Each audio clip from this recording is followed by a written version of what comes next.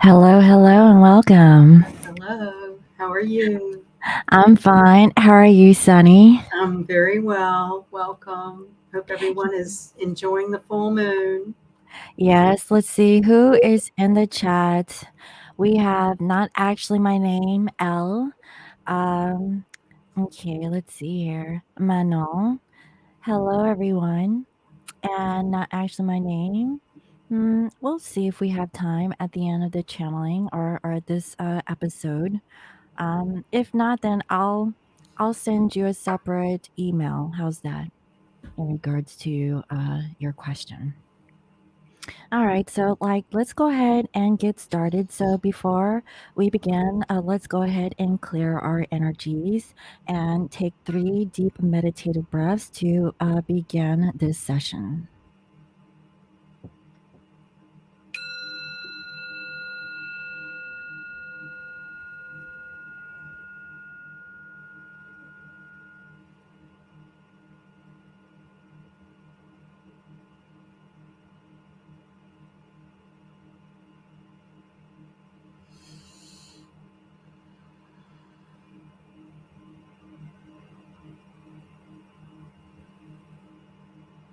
Okay. So So, welcome, Sammy. Am I on echo or was that someone else? Oh, no, I heard something. it was slight, but I don't think it's there anymore. Oh, okay. You heard it too, right? I wasn't I just did. tripping. Yeah. Okay.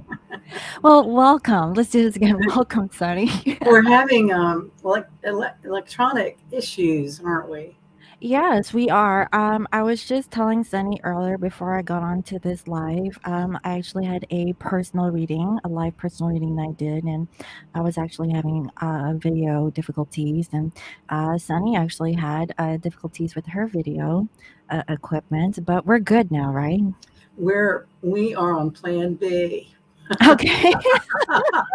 We have a backup plan, fortunately. That's That's good. So, yeah, let's go ahead and let's get straight into it. So, what do you have for the collective for this full moon in Leo? Well, I don't know where anyone is or what time of day it is for them, but for me, you look up in the sky and it's this big, fuzzy full moon. It was at its peak earlier this morning for you on the West Coast. It was about 9 o'clock, closer to lunch here on the East Coast. But it certainly is a mysterious looking moon. This moon is part of what is called in astrology a grand cross pattern. So that is just what it says. You've got two oppositions that cross. They're considered to bring lots of intensity and energy because you've got Crisscross action going yes, on. yes. And the other part of the cross is the north and south node in Taurus and Scorpio. So, north and south node really digs deep down into our what's it all about and why are we here parts of our life that will bring up. Seems like echoing around me lately has been people um, like wanting to fulfill a dream as work, not just working to live, or not just living to work, but working to live. How am I trying to say that? You live to work or work to live. So the idea being that Leo is all about the heart. So our full moon is in Leo. It rules the heart and upper back. If you have strong Leo energy in your chart, you could be experiencing, upper back aches. And, typically Leo is considered very generous and gregarious, somewhat childlike. It rules drama and the theater and the arts and children. Um, Something that I've learned along the way and from studying astrology in Europe. European astrologers are somewhat different than American astrologers. And here in America, the typical association with Leo is an obsession with mirrors and their vanity. And in Europe, when I was studying over there, their take on the Leo energy is that they are deeply insecure, and the mirror represents them always looking at others to adjust their own behavior. So it's not so much of a vanity as an insecurity that, do I fit in? Am I Good appropriate? enough. You know, Right. you know, Leos can be very shy and socially awkward. So just interesting takes on how how different cultures look at just like Chinese astrology has their different take, Vedic astrology. So, just take what works and feels right to you, and hopefully something that we share tonight will be useful for you over the next couple of weeks. On my lionmountainhealing.com website, there's a pretty extensive article, and I wanted to bring out some more interesting points we had talked about. With it being Valentine's Day this week, maybe we would try to talk more about relationships. And this is why I shared this is my Valentine to myself that I picked up at a grocery store, and I just think it's lovely, and I wanted to share it with you guys. It's an orchid Oh, garden. So let me pull mine since you have yours. We'll do show and yes, tell. didn't you? Yes, we're doing our Valentines to ourselves. Beautiful. Look at that. Red roses. They're I beautiful. love roses. Roses are actually my favorite flower. Yes, they're beautiful. Thank you. It was So, really hard to go shopping for your own flowers. I didn't realize that. Imagine, a gentleman who wanted to court you or date you, and they're having a hard time of picking out the right flowers, right? well, Like, I was at a grocery store and noticed men picking up flowers, and they were being, kind of choosy. It is kind of cute to see that because they get nervous. We think they're all big and, able and bold, and really, all of us are a child inside at some level. Um, it makes me think of, and it makes me think of a crush I had about, I don't know, 30 years ago, and the guy, you know, he was a real hound dog sort of guy. He had a lot of women around, and one of his workers would help me in the yard, and he mentioned that he had been sent on an errand to get a dozen roses, and six of them went to one lady and six of them went to another lady. And, and I thought to myself, if I ever did go out with that guy, he'd have to give me 2 or 3 dozen roses, I to was make it about to hurt in say his two wallet, roses. So I wasn't sharing flowers with any other lady. So anyway, I've always bought flowers for myself. I think we have to, it's a way to love yourself. You don't want to deprive yourself of something beautiful around you just because, someone's not courting you or whatever. A long, long Mhm. time ago, I had a friend that used to call flowers love letters from God. So, if you need a little pick me up or just feel a little comfort or warmth, go pick you up a couple of flowers. They don't have to be expensive or any big elaborate thing, but they're almost a regular item on my shopping list. I would probably, if I could afford it, I would probably get one of those services that delivered flowers every month. Well, the nice thing in Washington is that we have a lot of like outdoor markets, and they Yes, always sell a gorgeous bouquet of flowers for $10. excellent. Yeah, it's amazing, and it's a beautiful bushel of flowers, and so Yes. yeah, Well, we have to do it for ourselves while in the meantime, right? yeah, exactly. So, I really appreciate, I think it's not actually my name who mentioned this several videos ago, that she really liked the historic cycles. And I love historic cycles, and this particular lunation with the Leo full moon and the North Node, South Node part of the Grand Cross really is very interesting when we look back. So, the first thing I want your viewers to note in the back of their head to maybe think about over the next few days is, what were you doing last February? So exactly on February 11th of 2021, we had somewhat of a astrological phenomenon where six huge planets were all in conjunction in the sign of Capricorn. Or And was so it?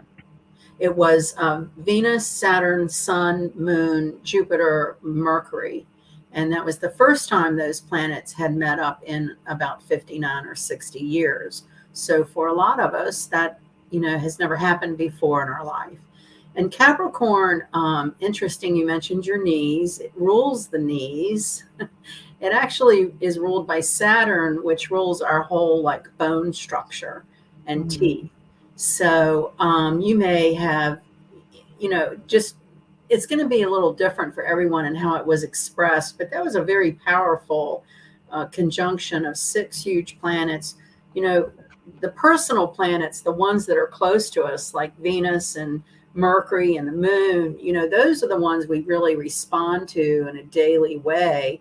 And the outer planets, Saturn, Jupiter, we respond to them, but when you cluster six planets up like that in one, in one sign, and the sign is Capricorn, that is pretty powerful. You could have had some sort of breakthrough with your work or vocation, what you do for a living. It could have been specifically a job. It could have been something to do with bones or your structure. So I wanted to remind everyone that it was only a year ago, and these energies don't just come and go. I mean, there's sort of like you mentioned something about as a cycle over, and it's like it's never over. They flow and they come and they go and they merge over each other, and we're all going to respond to them in some different way. So that particular configuration is considered unfortunate. It's considered, political, social change, and troublesome health. And I think we can all agree that that certainly was where we were a year ago, or trying to come out of 2020 with all of this confusion around the world.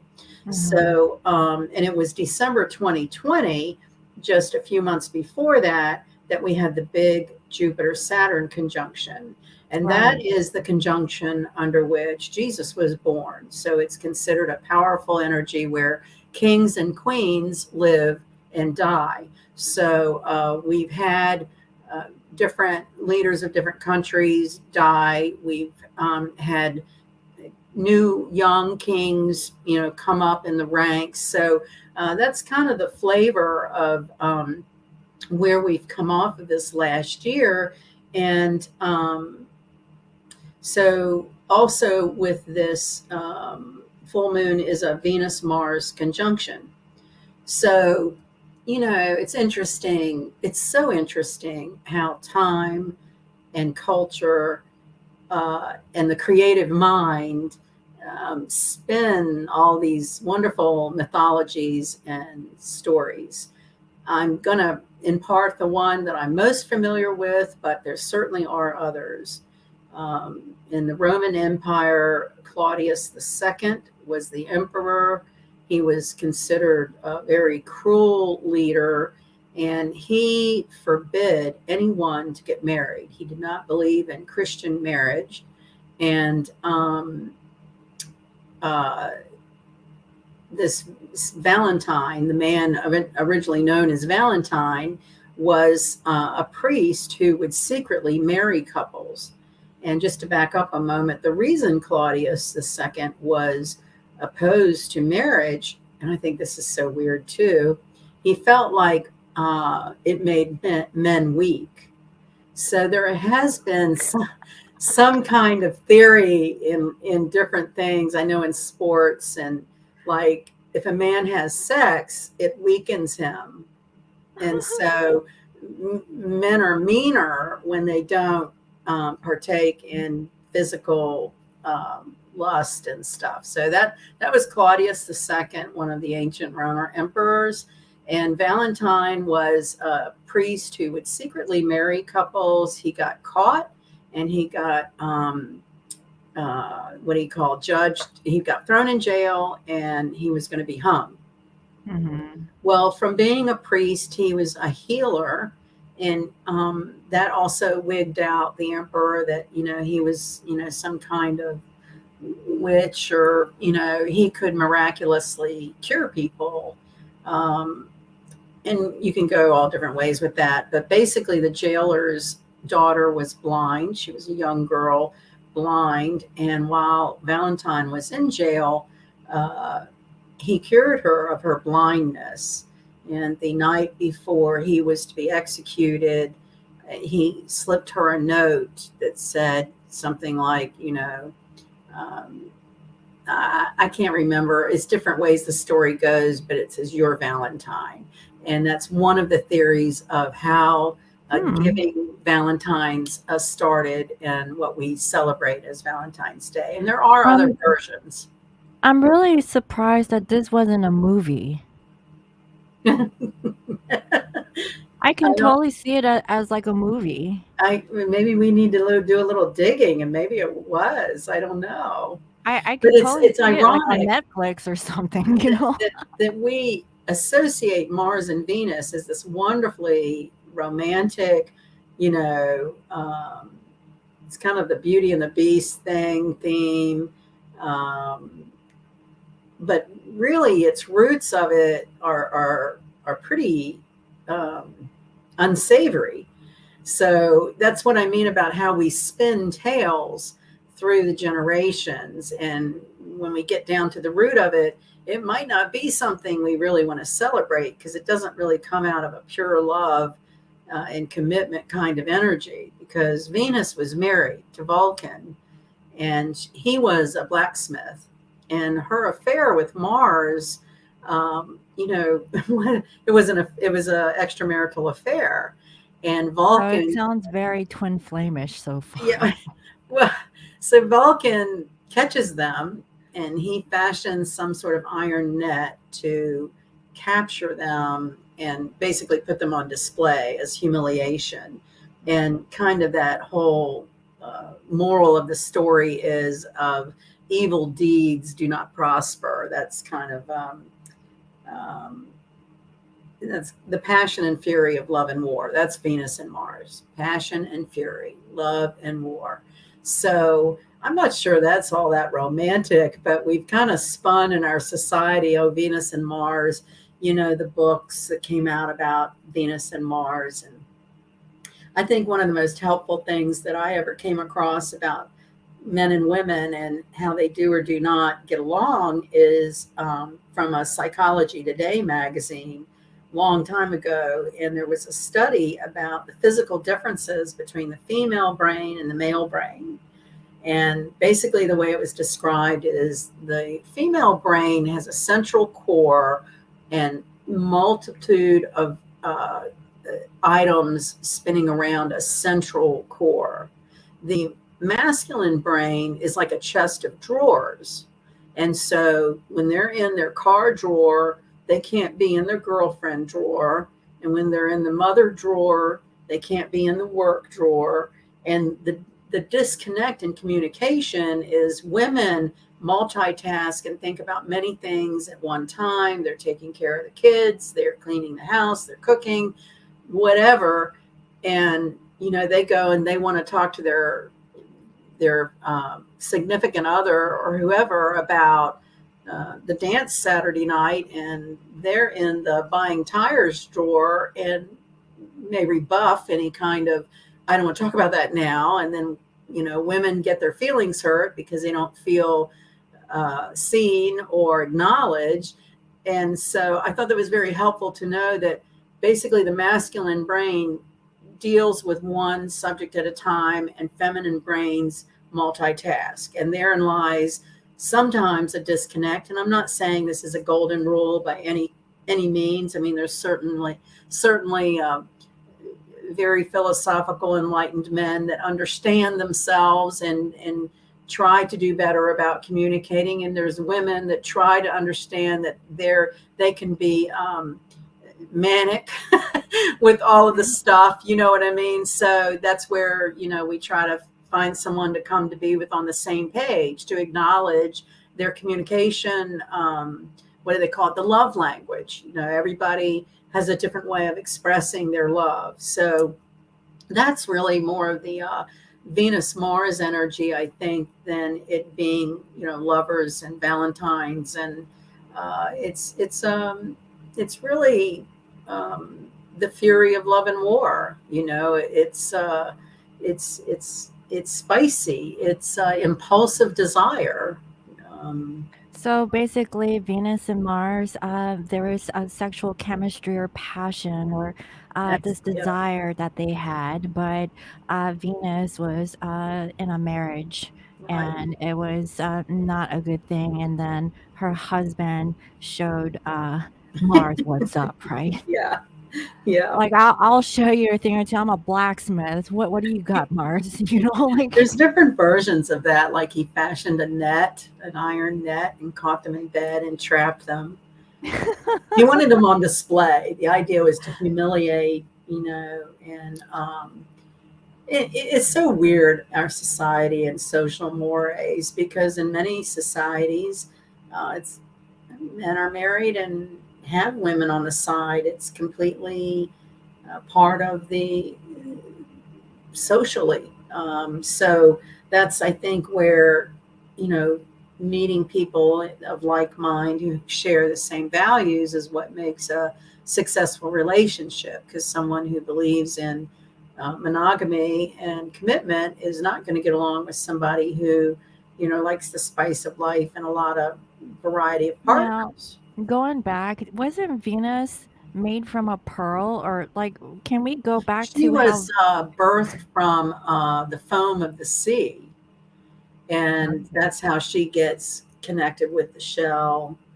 Um, I don't remember that all exactly. Um, Mhm. what I wanted to point out, though, is some of the past Venus Mars conjunctions Mhm. um, have been kind of interesting. So Venus in Capricorn, here's an irony. Venus in Capricorn is about commitment. Mars is fire. He's the warrior. He's Mhm. traveling across mountains and the sea to get to the next conquest, right? So Mhm. right there, you've got kind of a disconnect. But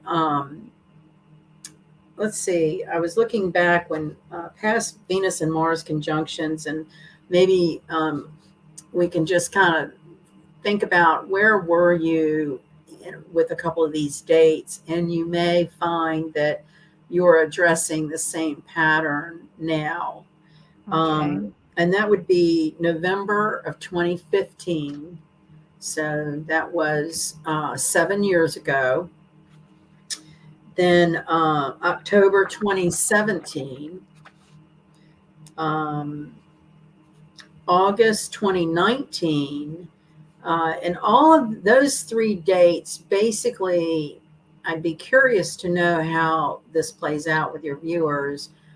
Basically, that means that there was a diversion from your authentic path, like what your heartfelt desire was and what you did disconnected. Can you go back to those 3 dates? You Uh, said November, I'll give them to October. you exactly the dates, but just keep in mind, time on either side of the exact date. November 2nd, 2015, Mhm. October 5th, 2017, and August 24th, 2019. So those Okay. were Venus Mars conjunctions in Virgo, not Capricorn. But when you look back at a Venus Mars conjunction in Capricorn, that's very close to, it was 13 degrees, and this one's like at 16 degrees. January 6th of 1994 is when the skater Nancy Kerrigan had her knees bashed by a competitive skater. Do you remember that? I wasn't that a fall on the ice? It was No, actually another skater? it was Tanya Harding. Her competitor paid her ex-husband, and he paid another guy to meet um, Kerrigan coming out to skate, and hit her knees with a pipe. And so Oh it's my so god. interesting because Capricorn rules knees. And I was just telling you my knees I, hurt. I need I, joint I juice. told you I had something special for you about knees. And then also during that time, the Dow Jones hit a record high. So Oh. Capricorn can teach us money lessons about money. Mhm, mhm, So good and bad. Capricorn in certain parts of a chart can mean bankruptcy. mhm, In other parts of the chart, it can mean inheritance. So it's not going to be the same for everyone, but it can connect to your finances. When you're thinking of 2015, 2017, 2019, also besides relationship cycles, think about your financial cycles. And, what Venus and Mars wants to do is to get free from selfishness. Where one can go one way, wanting commitment, and one can go another way, wanting to many conquests. Part of the lesson is to let go of ambition. So that's can be kind of a hard lesson to learn. It sounds karmic. Well, then we have this north south node opposition grand cross with today's Leo full moon. So this whole energy is everything about completing karmic cycles. And karmic cycles can mean people, family, jobs, uh, like maybe you're discharged in bankruptcy. Mhm. Maybe the negative financial cycle is ended. And so it's very interesting. The other thing, too, that um, this energy with the Mars Venus Capricorn now, it's a really good time to make long-term goals, long-term financial goals. Um, rehash your budget or rehash, um, depending on how fixed you are. And this is a very fixed energy because Leo Aquarius full moon, that's a very fixed energy. The nodes are in Taurus and Taurus and what do we got there? January. Oh, it's a calendar. I actually printed out a calendar to, you know, uh, kind of plan Take what the notes. next, yeah, like where do I want to be between now and August of this year? Right, right. Like I was actually contemplating it, so you can actually print out this free calendar on the internet, and so yeah, Well, that this is what we mean about a fool follows his stars, but a king rules his stars. So mhm. you're doing the energy. And that's where astrology can really enrich our lives, in my opinion. But it's not so much about um, what we think we want to do, it's about using the energies that we're in to do what's natural to that energy. Oh yeah, definitely. There's certain times of the year whenever these planetary things happen, right? And I can remember one specifically when I was telling you, I have so much energy and I just don't know when I feel like I'm like go, go, go. And Yeah, this energy doesn't come very easy. And, once you're on it, you better use it. If not, it's gone, right, right? right. It's interesting, when people are frustrated because they feel that they're not where they should be or things aren't happening that they would like. It's just the cycle doesn't support what they are. They're not in alignment. Yeah. So Mhm. when you can kind of see, um, like my feeling about what's come off of the last year and very difficult alignments, is more about laying low. It hasn't been really a time of forward action. It's been more of Mhm. a, I don't want to sound negative to say treading water, but I think a whole lot of the energy has been about, maintaining yourself in some semblance of stability, when everything else around us is very unstable. Mhm. So, I wanted to look forward. And the other thing, too, I haven't been, Mars is associated with Olympics, and I have not been watching the Olympics. I have a friend that stays glued to it, but I'd be curious to know if there's any shenanigans like back in 1994 with competitors cheating or um, doing something really wrong. Now, And where do you know where the Olympics is? Because I heard that it was in in China, China. yeah. Yeah, so I was getting a lot of intel that Chinese didn't want certain people to come in with their electronic devices, but you would have to like come in with whatever that was acceptable, right? So they can monitor whatever that was going on. I don't know like the full story, but that's why certain countries didn't want to partake in that because it's kind of like controlling in a way. But also Yeah. there could be some hidden agenda The for thing that them. I have to constantly remind myself of is there are plenty of Chinese people in China that want to be free of communism, Mhm. even though the Communist Party is in control. So it's easy to kind of lump the whole country into a negative connotation of communism, but Mhm. there's plenty of movements for freedom and to become more uh, of a democracy. So I struggled with the Olympics being there because of all of the,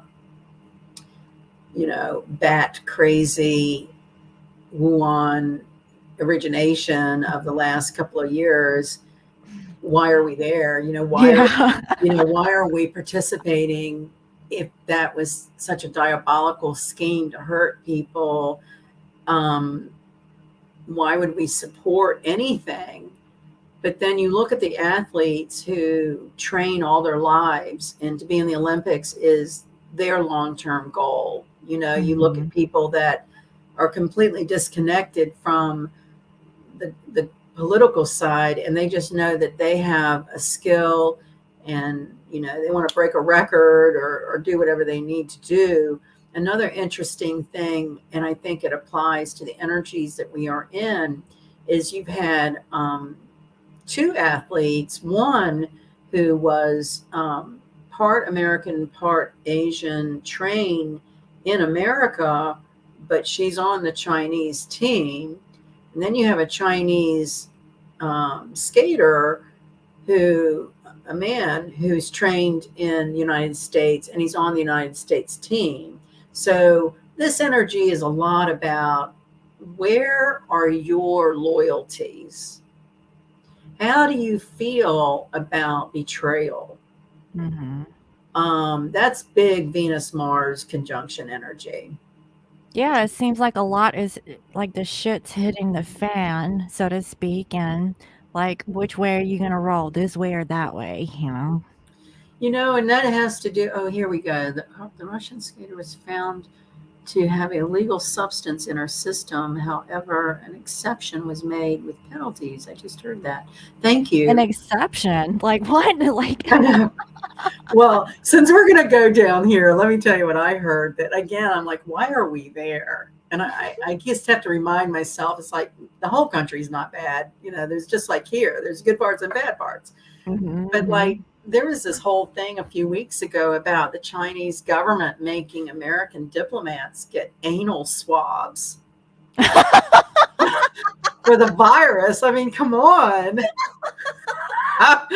That's horrible. But, I mean, I I can't thought they had the imagine the rapid pain test, like, either. what? Yeah, I like, tell you. have to bend over now? I Like, tell you. how I mean, intrusive could they get? it's Like just who knows what is the truth, really? I mean, that's the thing about how we spin stories and the mythologies of things. And Leo is romantic. We're the hopeless romantic. Mhm. So, we're going to naturally romanticize things. And this whole concept of, Valentine's Day, and it's supposed to be for lovers, and it's supposed to be all sweet and nice. When you dig back to the roots of it, not so much. It was a guy getting ready to be hung for secretly marrying people because the emperor Mhm. was against marriage. So, there's so many ironies, really, in life, aren't there? I mean, there's just so And many it's so ironic that contradictions. it's a national holiday. Yeah, yeah. And I wish I could remember better some of the other stories, but that was the one. Um, it's Roman, so that's the one that The I. other thing I heard is that there were multiple Valentines, saints, and they're trying to figure out Yes. which one, is it, so I don't know. Interesting. So, um, we digress now. So let's look over the next couple of days with this full moon and this grand cross pattern. Okay. Um, so the exact day of the Mars Venus conjunction is today. And it's real important that we trust our own instincts under this energy. The Leo full moon is all about the heart. And, you know, all of us can relate to feeling enslaved or bound by people and situations that are not heartfelt. It's not something we want in our heart. And so the Grand Cross, that's a lot of intensity and energy. And then as we get into Aquarius, and I'll get to that in a moment, that's about, breakthrough and upheaval and finding out secrets and truth being revealed. And I sound a little bit like a broken record from the last couple of moon cycles, but in astrology, one of the theories I was brought up with is, if it repeats itself 3 times, it's pretty much you can make book on it. And so we are seeing several different aspects that equal to the same result, and that is get to the truth of the matter, be authentic to your heart, and be prepared for secrets coming out that may be shocking or it can go both ways. You might find someone you love dearly or are married to, and they're in an affair. I mean, Mhm. it I've actually uncovered that, I think, for the Virgo reading, actually. Like, somebody was married and somebody had a side piece somewhere because, um that's very Venus Mars. yeah, I know because we don't want to maybe believe that Venus didn't about get the Venus and attention Mars. that she needed, because the blacksmith was too busy working. So here comes Mars with his fiery Yeah. passion, like, "Hey, baby, Whoa. yeah, He's I'll take fire. care of you," Yeah. like, "What the heck?" Like, In Greek. So in Roman it's Mars Venus. In Greek it's Aries Aphrodite.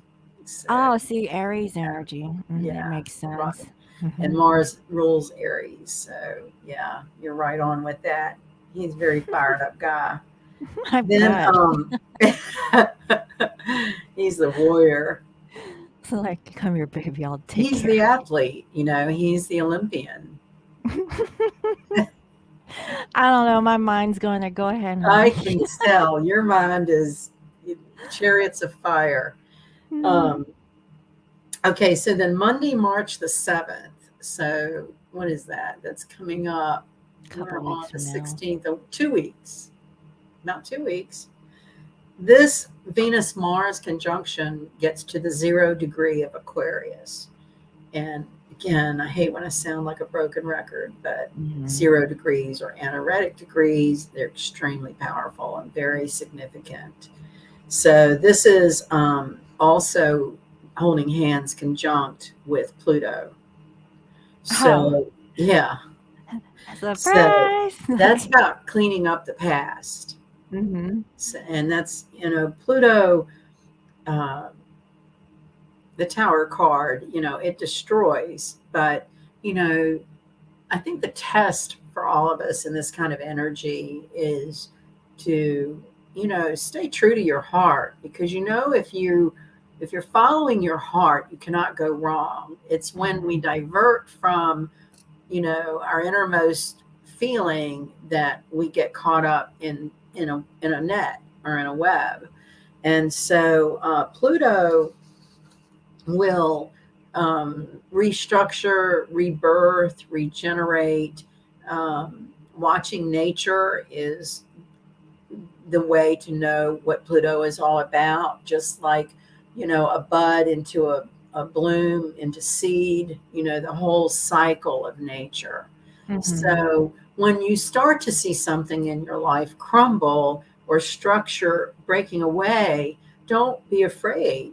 Embrace that as, in fact, I Something was, better coming. yes, yes. And I was sharing this with someone on an interview recently. I was self-employed for 21 years, and the market dumped, and that's when I had to make the decision to shut down a business and not know what I was going to do, or keep going in the hole to keep the business insured, because it was the insurance that was putting Costly. me out of business. But anyway, Right. and I remember that was in 2011, thereabouts. I remember having a meditation and literally seeing like the plank on a ship. And I felt like, whatever terminology you're comfortable with, God, Buddha, your heart, whatever, I just felt in my heart that I needed to walk off the plank. I had no plan and no clue what I was going to do. It just didn't feel right to keep beating a dead horse. Mm-hmm. Mm-hmm. It was 21 years. I started it from nothing. It was like a child to me. It was really hard to let go. It was really hard to recognize that everything has its cycle and its season.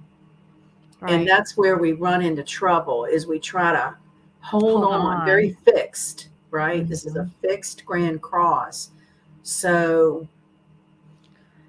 I would my say let the cookie crumble. yes, I was going to say meditate and really get down to your very essence of, why are you holding on to something that does not give you joy or does not fulfill you? Or Mm-hmm. um, I was telling someone yesterday that, where I am currently, I don't like what it brings out in me.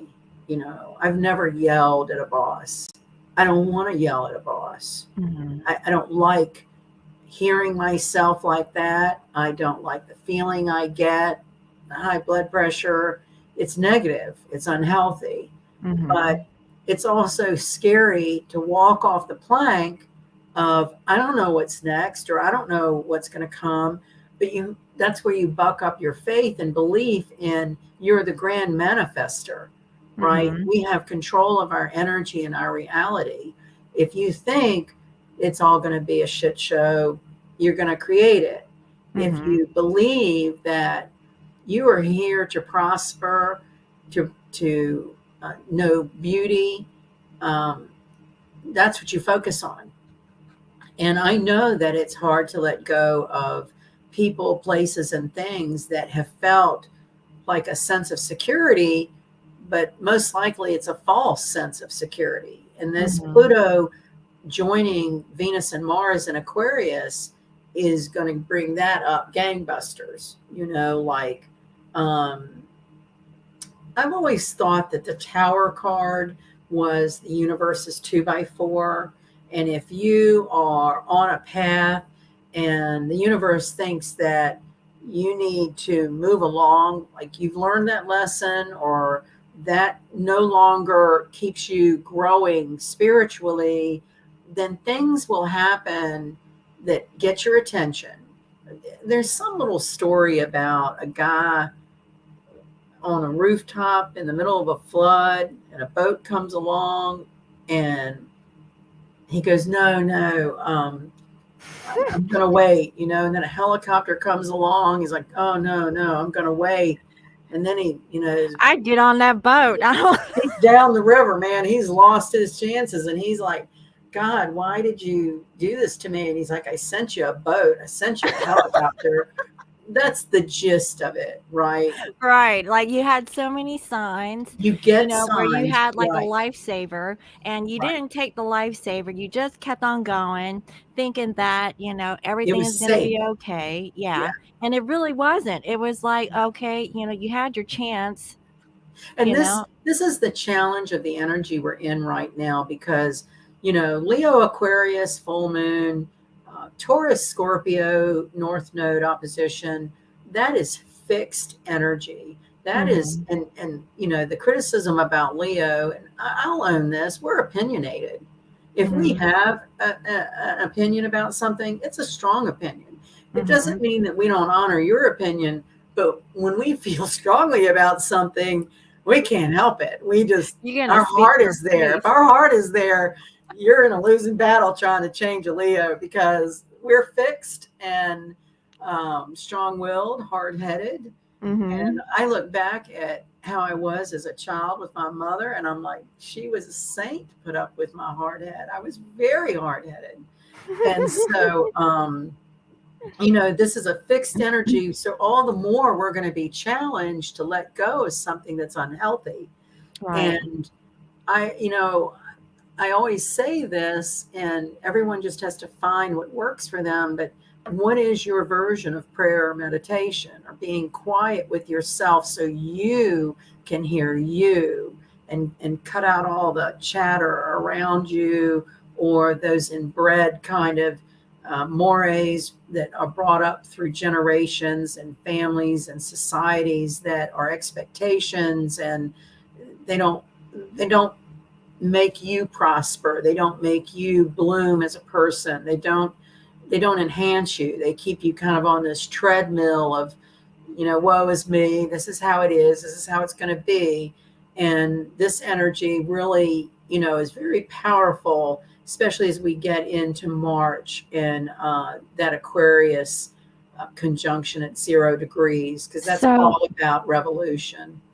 I have a question now. Let's say that that person was given the lifesaver and they still didn't take the hint. Is there any kind of repercussions for those who didn't get the memo? Yeah.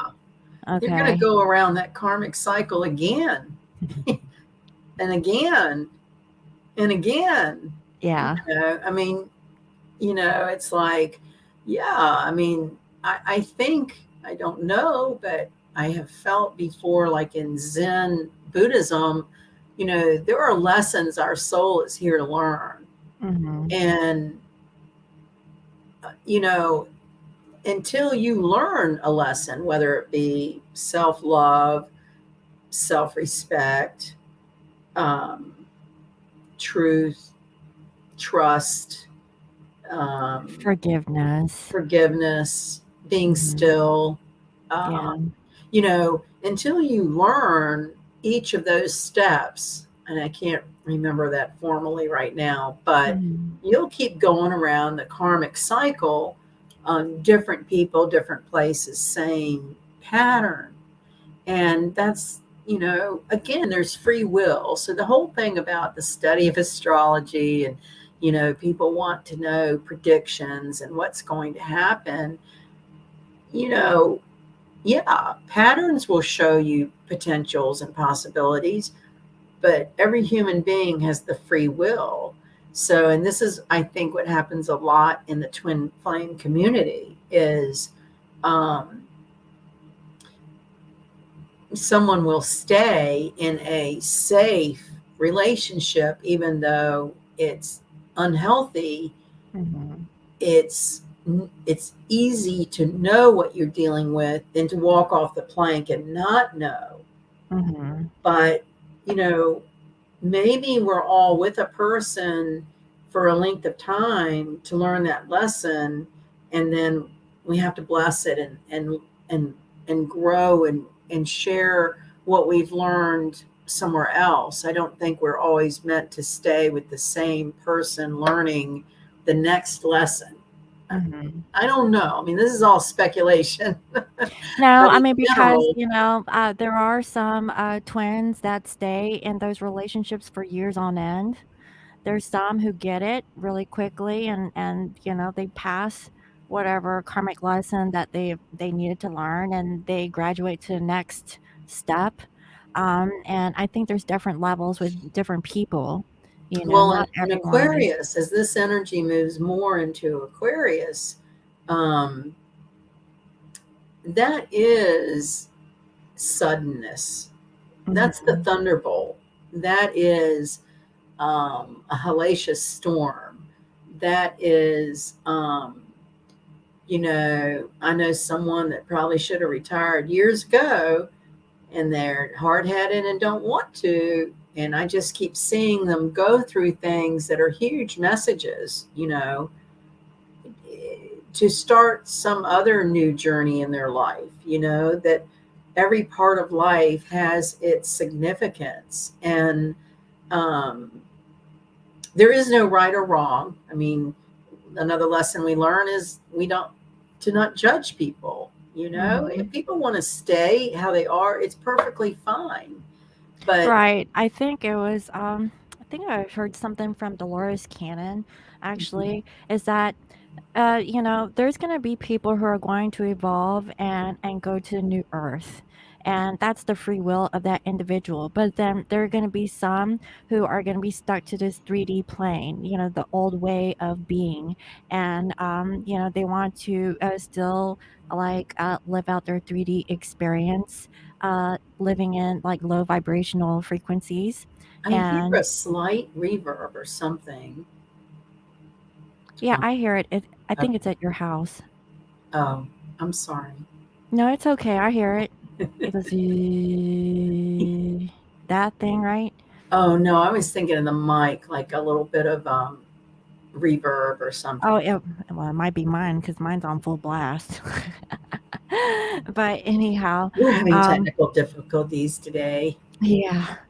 And So that's more as we get closer to this 0 degree Aquarius conjunction, too, mhm, with Pluto. That's intense. It's volatile. That's, mhm, the beating of the war drums. That's, pent up energy. A grand cross is a lot of pent up energy right here at the crossroad or whatever. And as we came off of our earlier new moon this month, that was all about the crossroads. And so it's this weird push pull energy where it's a fixed grand cross, but Aquarius wants us to break through. So is that a test of our faith? Is that uh, I just think that we need to be very observant of what people say to us, where we find ourselves, all the ethereal kind of messages. Didn't you love that movie, Field of Dreams, where the guy, he everybody thinks he's crazy because he wants to build a baseball um, mhm, field in the middle of a cornfield, but he kept mhm, getting these ethereal messages about deceased baseball players from heaven, coming out of the cornfield and wanting to play ball. And he was out in the middle of the country, and he was in town one day sitting on a step, and whatever that sign was that went by on the bus, it just was his answer. And he went and did mhm. it, and it was successful, and it gave a lot of people a lot of joy. So I think one thing that is a nice reminder notice is, just because you're coming to the end of a cycle or you're looking to walk off of a plank into the unknown and you're not sure what it is, why not only think of it as a great new thing instead of a The end. scary, unsure, I'm going to like this thing. And Mhm. And that could be dating, not letting your past experiences jade your attitude on future. And that's very hard, if it's just very hard to let go of past experiences and go forth with somewhat of Leo will have like the curiosity of a child, just how are children? Children are fearless. They aren't scared of anything, right? It's as we Mhm. age and grow up that we build up these fears from experiences and um, shut down. But children are pretty much wide open. They've done these experiments where young children are very psychic naturally, and then as we grow up and experience things, we shut that sixth sense that we all have down, and you have to Mhm. work it like a muscle to maintain it. Practice when the phone rings. Who is it? Don't look at your caller ID. You know what I mean? But just you Right. know, practice what's going to be in your mailbox, and or if someone's in a conversation and they're asking a score or a number of things. What are the numbers coming up in your head? And Mhm. I it's think we did that earlier today. We didn't even talk to each other, and then I was saying something, you're like, "I already have something prepared for that." I was like, I "Okay." know, yeah. And it's something that you have to be open to. Um, Mhm. the whole work that Louise Hayes did, You Can Heal Your Life, she became known for curing cancer with the power of her mind. Mhm. And Mhm. the bottom line is you have to believe you have that ability. You have to Right. believe. No one's going to convince you of any of this. So, um, that's part of this energy, because as we get towards March 3rd with this new moon, Venus and Mars and Pluto, Capricorn, um, all mixed up there together, uh, we really are going to be challenged to hold on to old, worn out beliefs and old, worn out patterns. Pluto comes along, you've got Mars, very volatile and intense.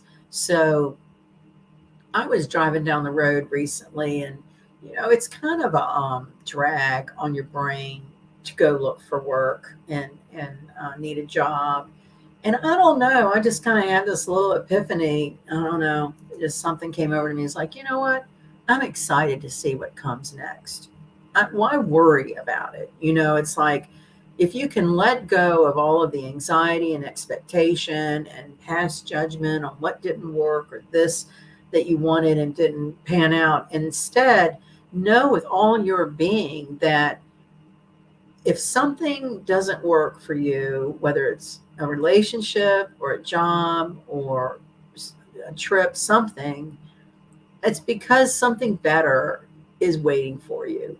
And our Mhm. challenge is to get out of our head into our heart and not be afraid to try and take baby steps and inch along to get to those dreams in our heart. I heard the most interesting thing today, and Capricorn rules the government and taxes. And this was a guy on a radio show talking about how to live your life like a business so that you don't pay taxes. And Mhm. it was about keeping receipts. And he said, like, say, take a hobby that you really like and make it your business. And he used the analogy, so you like to fish.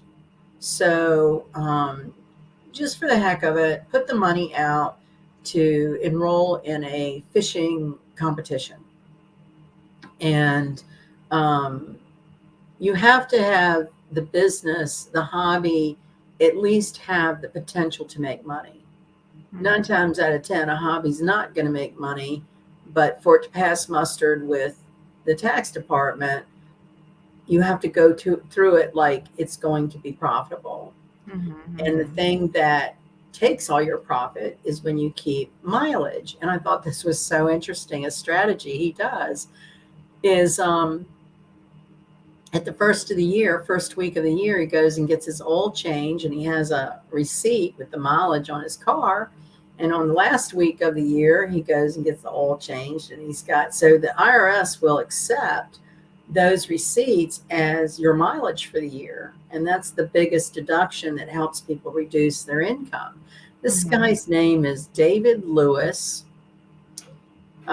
He's called the No Tax Man. He's like 80 years old.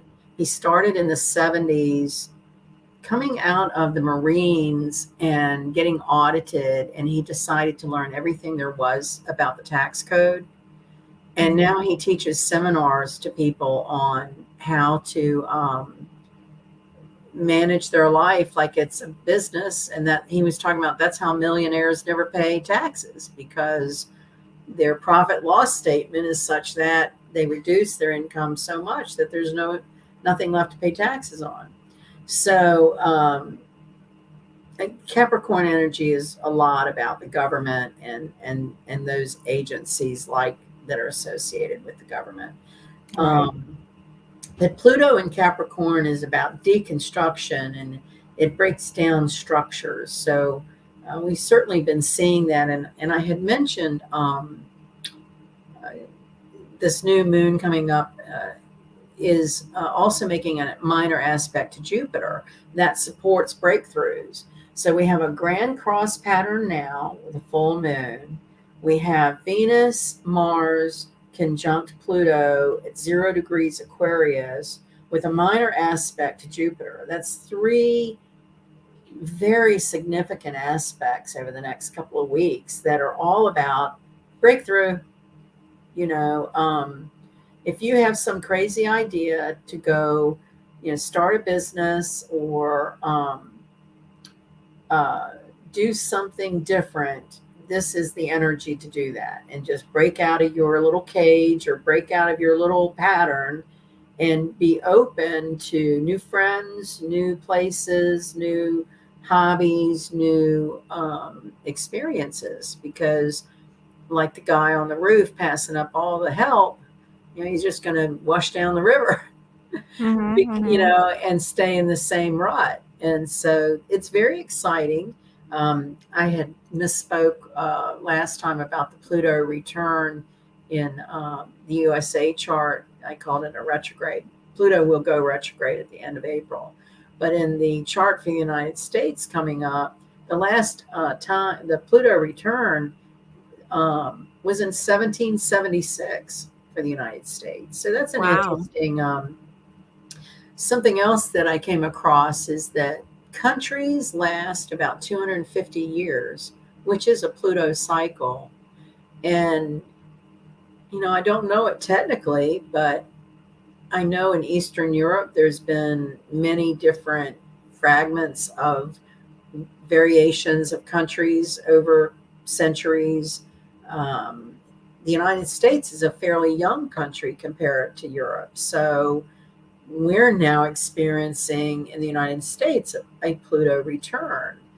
And do we see, breakdown of structures and deconstruction? And, it's just so fun, really, to see the astrology play out. You can watch it. We used to do classes, on high profile charts because it was something you could watch happen in the media and then collate those energies in a chart. So, but on a personal level, if we want to talk about relationships, this can go a lot of different ways.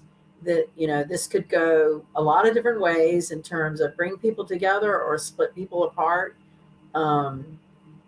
I think the hardest thing for a fixed energy is to be open to forgiveness and open to, a litany of excuses or, I don't know. It's difficult to, when I read a lot of the twin flame comments and stuff, I just, my hat's off to anyone that would go back to someone that screwed them over. I, I mean, that's a real bridge to cross. So, Well, I know that. I think it's a season and a reason for, on an individual level because, you know, my good friend who has been following me on this channel for since the very beginning, she had come into union with her twin. It was actually her fault, the reasons why they were in separation. She said something to him, she regrets it, and he just ghosted her. Like he didn't want to hear what she had to say. And for years, they had no contact, no communication, and she tried to do whatever she could to, bring that playfulness back into the relationship that they once had. And she always thought that he hated her, that he had no interest in her. And lo and behold, she kept asking me, "Is he going to Mexico? Is he going to Mexico?" Because, it just seemed like he was into Mexican women. And she is not Mexican, she's Caucasian. And I said, "No, he is not going to Mexico. He loves you." And okay, buddy. Okay. Do you hear my son? No. Okay, good. So, I think I heard a door. yeah, that's my son. So basically, I said, no, he loves you. So lo and behold, right before her birthday is on Christmas Day, he approached her, and there was something planetary happening around that time too. I can't remember exactly what it was, but it was December. And so at that time, he messaged her and asked her if he could take her out to a fancy restaurant. Now, first of all, she has never gone to no fancy restaurant with this guy. Okay, they were friends. They were only friends. They were never like a relationship. Like they were never a couple. They were just friends. And he, out of the blue, says, "Can I take you out for dinner?" And she says yes. And get this, he moved from California over to where she's at in Arizona, and he's only 2 streets away. Well, what was his rationale for the years of ghosting? Or what made him do that, and what made him reach back out to her? He okay, so she didn't give me everything verbatim because I never really had time to really talk to her now these days, but basically what I got was that he had his karma served to him, and he had karma clearing, his words that he Oh, needed to do. wow. And he also said that his chakras were not aligned, and she was laughing. She was like, "Oh my god, chakras? Like, really?" And That's those were his funny. words, like, he was not balanced in his chakras, and he definitely had some kind of karma that he had to deal with. And after that, she had insecurity issues. Now he came back and he seems like he is doing much better than she is. And during this whole time, she's been the spiritual person. She's always like, worked on herself and all this and that, as a divine feminine. But lo and behold, as the masculine energy came back, she realized that he was actually far more spiritual than what she you know, um, kind of like, thought that he was, Right. She thought that he wasn't even evolved or he still needed to do some shadow work. Like, she didn't believe that, he was actually spiritual, as much as she has been. But he came up like he did the work, and then that made her feel insecure. And then, there's some things that are going on in her head, and she was thinking, "Does is he like, is this for real? Is he really into me? Like, I don't understand." Like, and she kept like questioning. She's like, "I just have some fear that he may like just leave me again, or like this isn't real, or things like that." But you know, okay, buddy. Did you hear that? Something about love and amber. Arizona. Oh, My son wants to go to Arizona. oh. I know, right? But, that's where she's at. She's in Ari oh, he said it because she's in yeah, she lives in the same city as my brother. But Oh, wow. I know it's so weird. So if I go meet my brother, I'm gonna go visit her. So anyway, so I just talked to her recently. I said, "Well, so how's you and your twin?" She's like, "We're actually doing really well." I was like, "Well, good for you, honey." I don't hear from her much anymore because, prior to, like, being in separation, I would always hear from her. She always say, "Well, does he love me?" You know, I don't believe that, we're ever gonna see each other. Like, he hates my ass. And, she always thought negative thoughts. And then, as a spiritual person, being a divine feminine, how could she think of this negative, thought and and it actually kind of manifested like he's actually there in her corner. But they have been in separation for 3 years with no communication. Hmm. That's So I thought interesting. that was really interesting, right? Yes, and I think when you say December, that might have had party to that Jupiter Saturn energy, Yeah, he's a Gemini. She's a Capricorn. earth and air. Mhm. Yeah, interesting.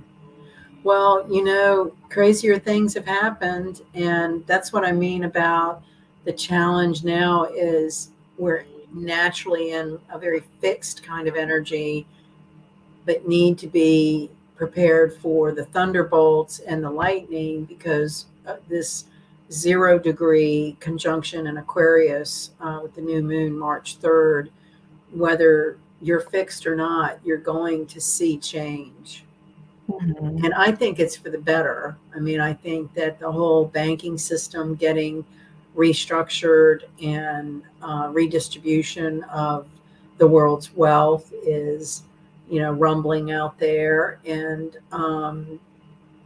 then when I read about, countries last about 250 years, you know, um, it's just a very interesting and exciting time.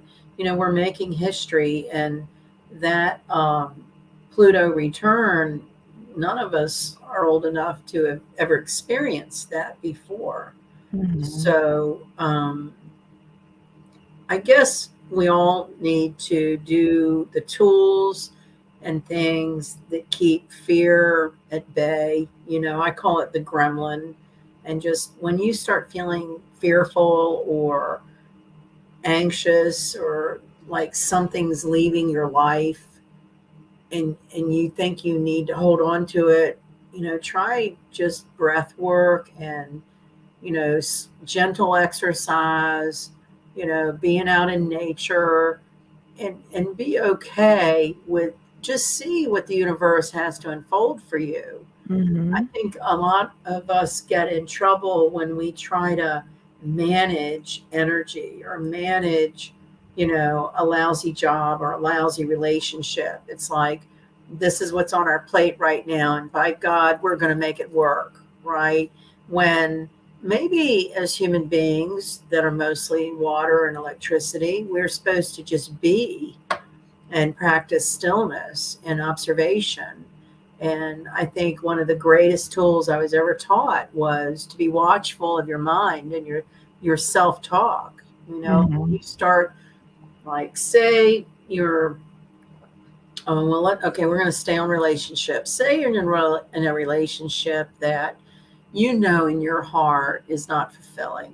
You know Mhm. that it's just going through the motions. It's expectations that outside people place on the relationship. Um, what would you do to make a difference in your situation? And I think it's very honorable when people try to reignite a relationship. I mean, certainly people feel emotionally invested. They often have financial ties and can't just walk away from something. But at what point is it a complete karmic cycle? And Mhm. you're looking at the plank to walk off the plank, and you don't know what's there when you're at the end of the plank to walk off, But what is that element that gives you the power and strength to just do it anyway? Walk off the plank anyway. Well, Um, sometimes we didn't have a choice. right. Right. The choice was given, was already chosen for us. That's right. That karmic cycle. Mhm. You I know, mean, for me personally, I just accepted my situation. I did try to open up and be expansive to, be open to new connections. Now, obviously, I think you told this to me before. I was just too open, right? I need to be specific. But, are we talking about manifesting? yeah, manifesting and it's a full moon, right? So, be mindful, guys. If you're manifesting, you gotta be super specific. Don't just say, "I'll take any damn body," because no, that's not what you want. So, you That's know, all about sincerity, and sincerity is seated in the heart. And mhm, so we've talked about this before, when it's something like you genuinely really want, which is usually mhm. like a food item, or a candle, or just something Yeah, you you can't genuinely deny want. that. You can't just say, Yeah, "No, I don't want that." Yes, you yeah. do. you Like, you easily manifest that. But mhm. when it's other people's will, or groups of people, um, Well, there's karma right, involved, right, and sometimes, you have to, accept the karma that is manifested. And so, in order to stop karma from happening, is to understand what caused the karma to begin with. And most times, you just have to be sovereign. right. You just got to stay by yourself. I mean, I hate to say it, it's not like, moving on to the next best thing. You have to like really be alone with yourself Be before you, still. yeah, be still, figure out what it is that you really want. Because if you just keep going and keep entertaining new connections, just trying to find the next best thing, you're not going to be happy. And it's just more karma on top of more karma. And, you just feel kind of, I don't know, feeling like lost, like, "How come nothing ever works out?"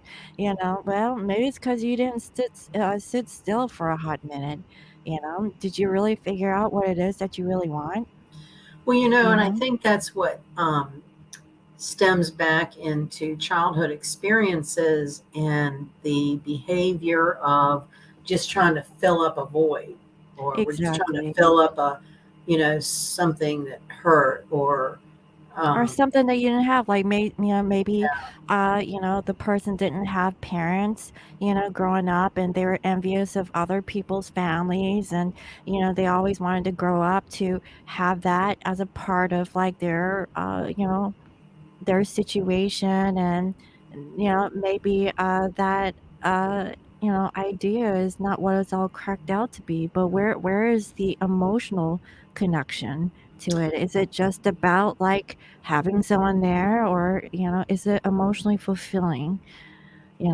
There's a lot of different reasons. well, um Leo is all about drama and Hollywood, and Glitz and Pluto glam. is yes, Pluto is generational in birth charts, right? So it's Hmm. generations of people that have Pluto in Leo, Pluto in Virgo, Pluto in Hmm. Libra.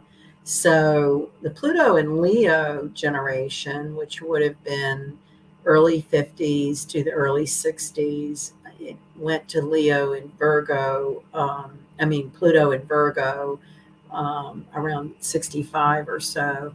Well, that was when Hollywood was born, right? And the Hmm. movies and the glamour and the glitz and things on a grand scale.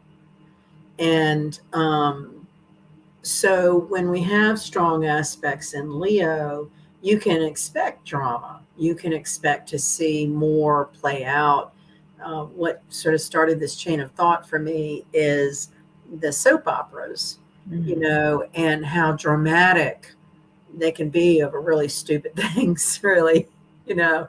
Mhm. And they're always like, it's like scary movies when the person's getting ready to go in the dark basement and you're like, no, don't go in the dark basement. But that's the drama of the movie that gets our adrenaline going, right? Mhm. And one of the ways I think is a way to consider uh, karmic cycles and relationships is, to keep drama to a limit, to not project the drama that you might see in a soap opera or that you played out in your household as a child with another human being in an adult romantic relationship.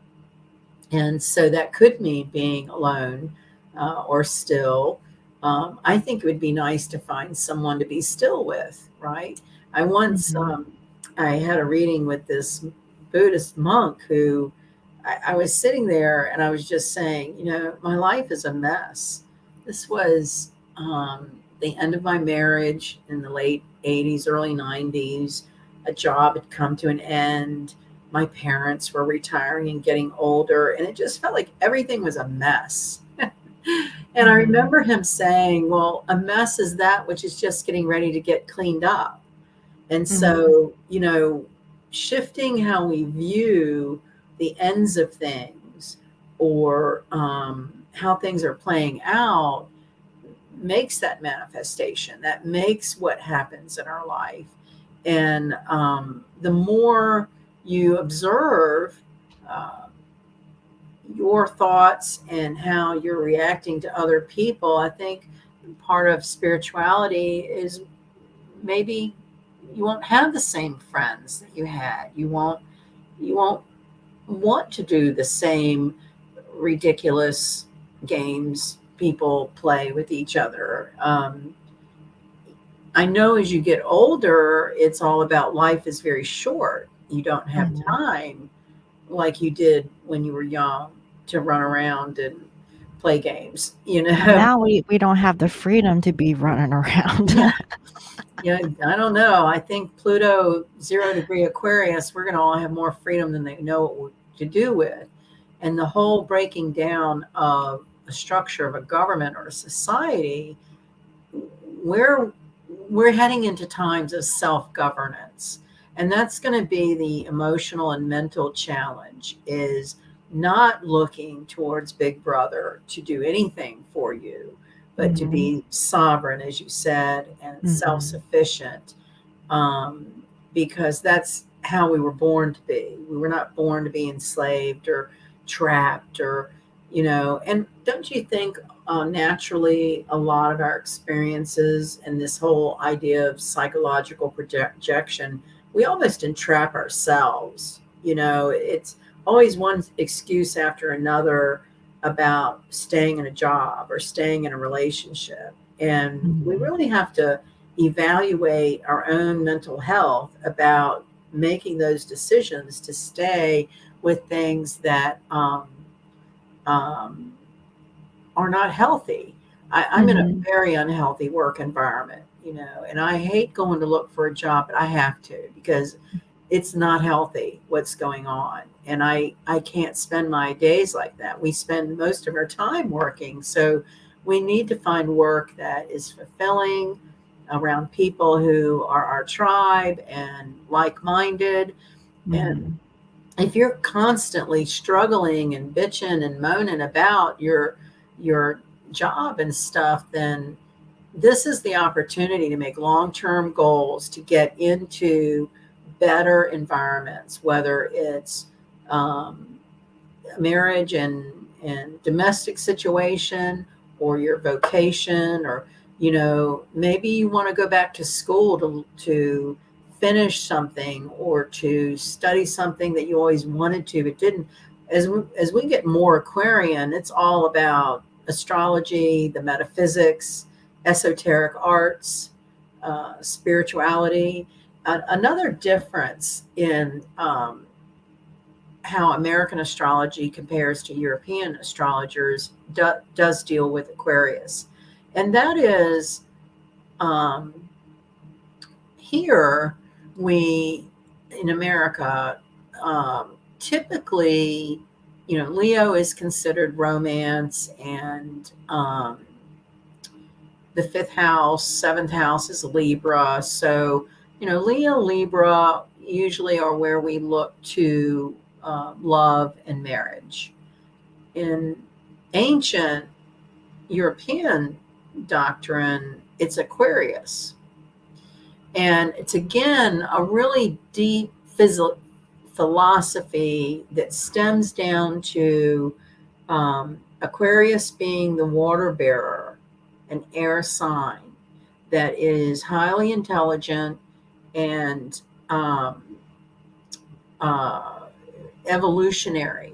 And love, at its very essence, evolutionizes a soul, right? Mhm. Um, that to me is what's exciting about, you know, leaving a bad job, leaving a bad relationship is if you're spending a lot of time miserable or unfulfilled, it's got to be more exciting to go out there and find the thing that's going to, rock your socks.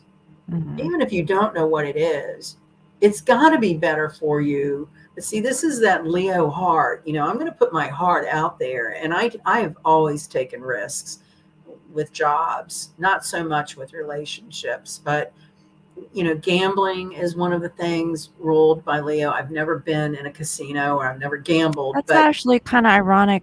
In my private reading that I had before I came on live, I was talking to my client about a gambling addiction I used to have.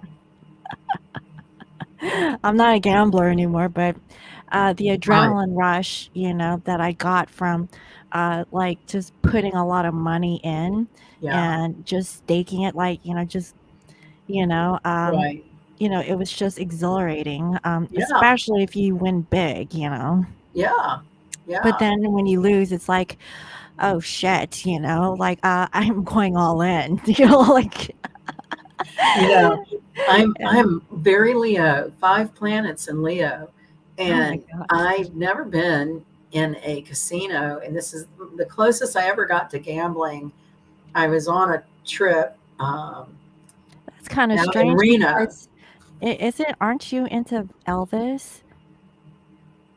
Well, I wouldn't say into, but he's definitely my generation. Yeah. Uh-huh. Okay. But I'm hoping. um, I take risks with jobs. I'm not afraid Mhm, to leave a job and not know what I'm going to do if I'm mhm, that miserable or, you know, unhealthy environment. So, anyway, I was in Reno. We had stopped in an area. This was like one of those group road trip things. And we stopped in a place called Virginia City. And there used to be a show on called The Virginian, I think. It was a cowboy western show, and the opening of it was all these cowboys galloping on horseback. And then this coach, it was one of those big coach buses, and he stops at this field and he goes, yes, and this is where the opening to the Virginian was filmed. And of course, you could have shown us any field and told us mhm, that, who knows. But we mhm, go into what was kind of a tourist pit called Virginia City, and it was set up like a 1880s western town. The saloon, and there were characters walking around in period costumes. So I see this saloon, and you were given like free time. Get off the bus. You've got 3 hours. Meet us back here. So I go into this saloon and realize that it's a casino, right? And it's all these slot machines and flashing lights and people real intense at these machines. And I'm mhm, looking around and I'm wondering, well, how do you do this? Or do you get some coins? How do you do this? And I'm mhm. looking around for like customer service. I want somebody to tell me, I don't know what to do with that How do I machine. play this slot I machine? know. And everybody was so intense and into it. It's like, I thought, you might get blown away if you would disturb somebody or, interrupt their chi with their whatever. So anyway, I go in one door and I'm looking around and it's all very, blingy and loud, and nobody was paying any attention, and there was nowhere to look like for information. And I came right out the other door. So I just made like this horseshoe around this casino, and that's the closest I've ever gotten. And Oh, I, what a shame. yeah, I mean, it seemed, and we do have, I think there are some starting to be built around here, but again, um, I don't know. I think I have a characteristic that's very controlling. Mhm, Um, I've been so poor and without so many times that anymore I'm very careful with my money, because there's mhm. nothing worse than being without. And it sometimes that's the lesson. I mean, I guess that was a lesson I had to learn, to be more frugal or appreciative, because Leos tend to be extravagant and um, overdue. And Mhm. so um, yeah, that was pretty wild. I have always wondered what I should have Well, done. you know what? If you're feeling like a little vacation to Vegas, let me know. I would love to go to Vegas. I've never been, and I would Mhm. love to go. We Yeah, should we we should should go. We make should that a go to plan. the like book like a hotel casino, like Yeah, one of the big ones, with and just Elvis. yeah, and go down the strip, and then we can go catch a few shows. So have you been there? Have Yeah. you? Okay. Yeah, I've Oh, always I wanted have to a go. story, honey. I stayed in Vegas. What happens in Vegas stays in Vegas, right? But Right. um yeah, I It's went very there. Leo for us to be talking about shows in Vegas and bling. Oh We're yeah. doing the full moon right Well, now. that was me back in my youth, like in my late 20s. So, I was just working at a corporate job and I just, started working there and they're like, yeah, let's go to Vegas. I was like, all right, let's go. And so, with my new boss, we went to Vegas and I had a really good time. And with my paycheck, because, we were waiting till midnight for the direct deposits to go in. Yeah. So we were at the ATM machines. I was like, "All right, I'm gonna take out my money." And so, my thing was blackjack. Now, obviously, blackjack, you lose money really fast if you're not really good at it. And so, I played it. I went up and down. I stayed at the table, like, throughout the whole trip. And I was actually the last one to leave. Like, my boss left without me, and they're like and I was, like, the project manager at the time, and I was like, "Don't worry, I'm gonna be on work on time," and I did make it on time, but, I left with $300 in my pocket, and it was $300 to get my car out of the airport. Wow. I went for broke, honey. I went for broke, but when I was there, it was the experience because I was sitting with a group of people and we were just talking about our life stories and I really connected with strangers on that trip and so it wasn't for nothing I connected with people that I Right. didn't know and at the time just having these conversations with them at that time was actually it was actually really good now what conversations that I had I don't remember but the one thing that I remembered from the guy that had all the chips on the table. He said, you gotta go in big. Oh, You you can't be nickel and diming. You're not gonna make any money that way." And it's actually kinda true. Now, I was in my younger 20s. It's actually a very similar concept if you want to play the stock market or if you want to, go in some other investments, right? Because it's almost kind of the same. But yeah, he said, "You just gotta go in big. If well, you don't Leo would have say, do big, go yeah, big go big or go on the home." grand Like, scale. "What?" Yeah. Yeah. And I was being a Capricorn, like, "No, I'm actually just going to just go in this much." It's like, "Okay," and I was like, "Well, this is what I'm comfortable with." Right. Isn't that interesting? Yeah. Um, I had fun they though. say in astrology that you're more like your moon sign up until Mhm. you're 40 years old. And as you get Mhm. into your 40s and older in life, you grow into the power of your sun. Mhm. And uh, I think there's some truth to that. And now I'm wondering, what happens to aging Leos? Because I've been a dance teacher and in the glitz and married a musician and traveled with music, and I've done a lot of that Leo stuff. Mhm. Um, but that's not in me at all anymore. I mean, That that's actually kind of true because I'm a Capricorn sun, but I'm a Scorpio moon, and we had this conversation before. I feel like I'm more in my Scorpio moon element than my Capricornian ways because in my youth, I was totally Capricorn. right. Like I was working all the time. Like I didn't know how to Yeah. quit. And if I had a free time, I'd be working. That's I why wonder. So I wonder if we, I don't know, like another cycle, like like moon, do we get another sun. 40 years?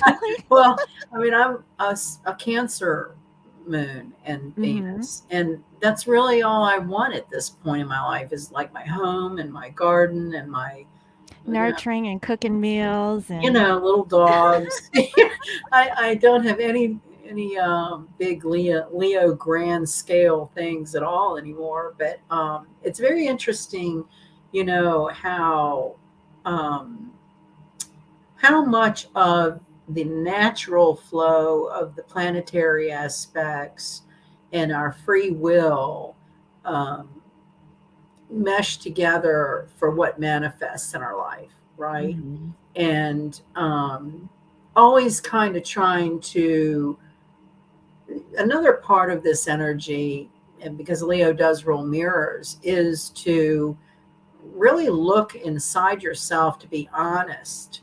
And um, it's so weird I'm saying this because the last couple of days I've been just over the top angry with this particular employee at my current office.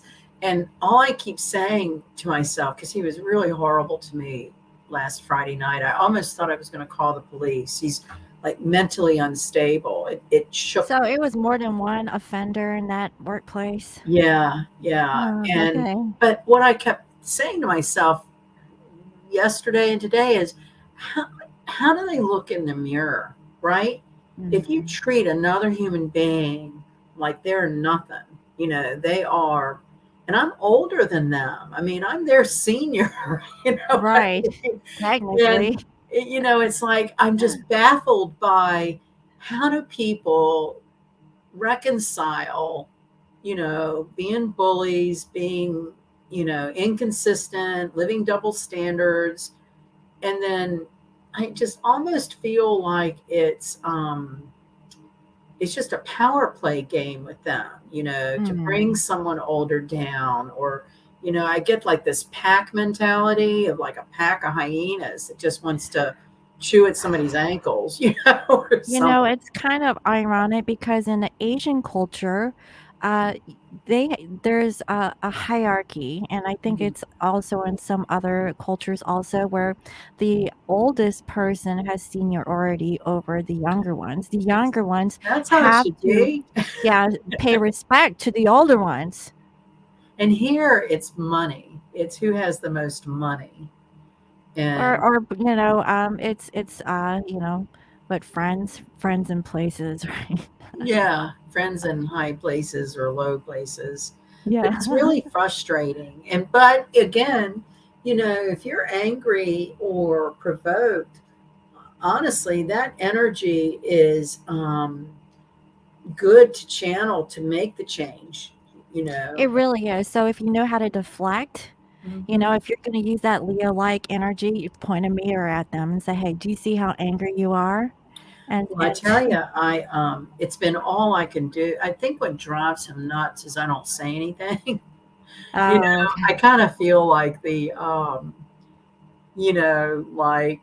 You don't like feed into aunt's his holding him or something. Like, really? I mean, how do you live with yourself treating somebody like that? It's very unprofessional and disrespectful, but it's also motivating me to get out of there and be excited about a new chapter, a new experience. And I think that's important.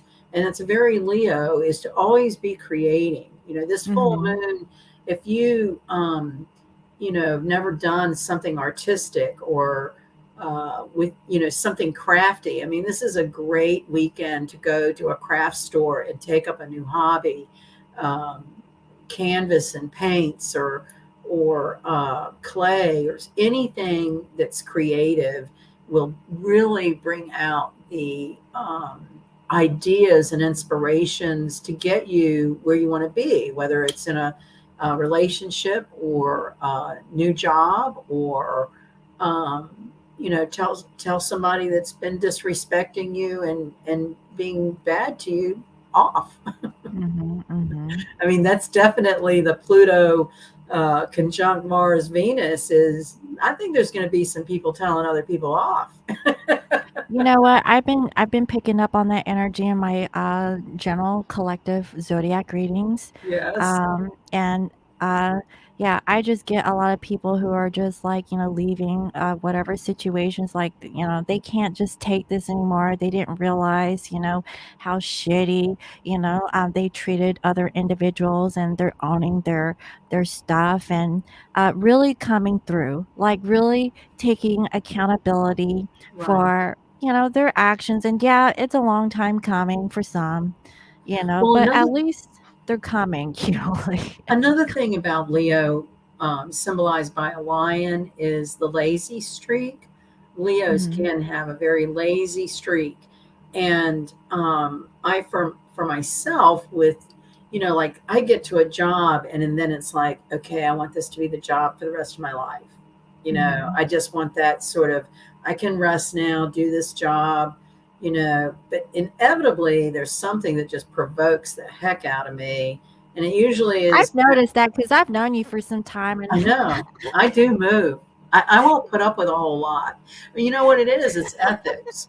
When I catch somebody doing something in fraud or unethical, I Mhm. call them on it. And in fact, one of the interviews I had recently, we made a mutual connection, and I said, "Oh yeah, that he doesn't like me because I turned him in for a fraud that he was perpetrating, right?" Mhm. But Mhm. that's where the hierarchy comes in.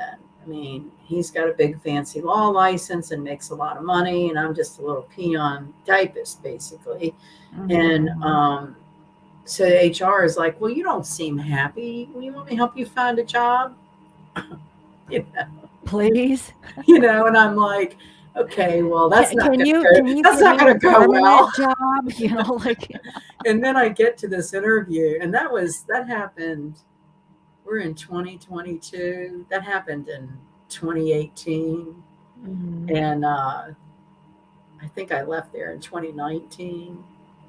But so this interview, there was a mutual. We knew they knew who I was talking about, and That was possibly an alignment. I see here November 2nd, 2015, and then, we have October 5th, 2017. mhm, Well, that was just two years after. yeah, But then and we then have a 19, 2019. Mhm. 2019. Well, you know, I know it. It was all over my face when they said the name, because I was like, oh yeah, well, right, you know. So and just like where I am now, there's a fraud that it doesn't sit well with me, and I just think life's too short to deaden a big part of your life, which is our work. I just think it's just too short to put up with crap. And one of the best interviews I had lately was with a comptroller of the firm going, yeah, I've moved around a lot too. I can understand that. When it was like the first time, I'm not being, criticized for it. I mean, and the lady attorney said, "Yeah, I think you're probably pretty straightforward," and I am, and that's very Leo. We're very straightforward. You pretty much know what's on our heart if you give us the time of day to want to find out. And you know, guys like the one where I am now, I mean, I, I don't know what his problem was. I mean, he was yelling and going off, and There must have been some kind of energy on him.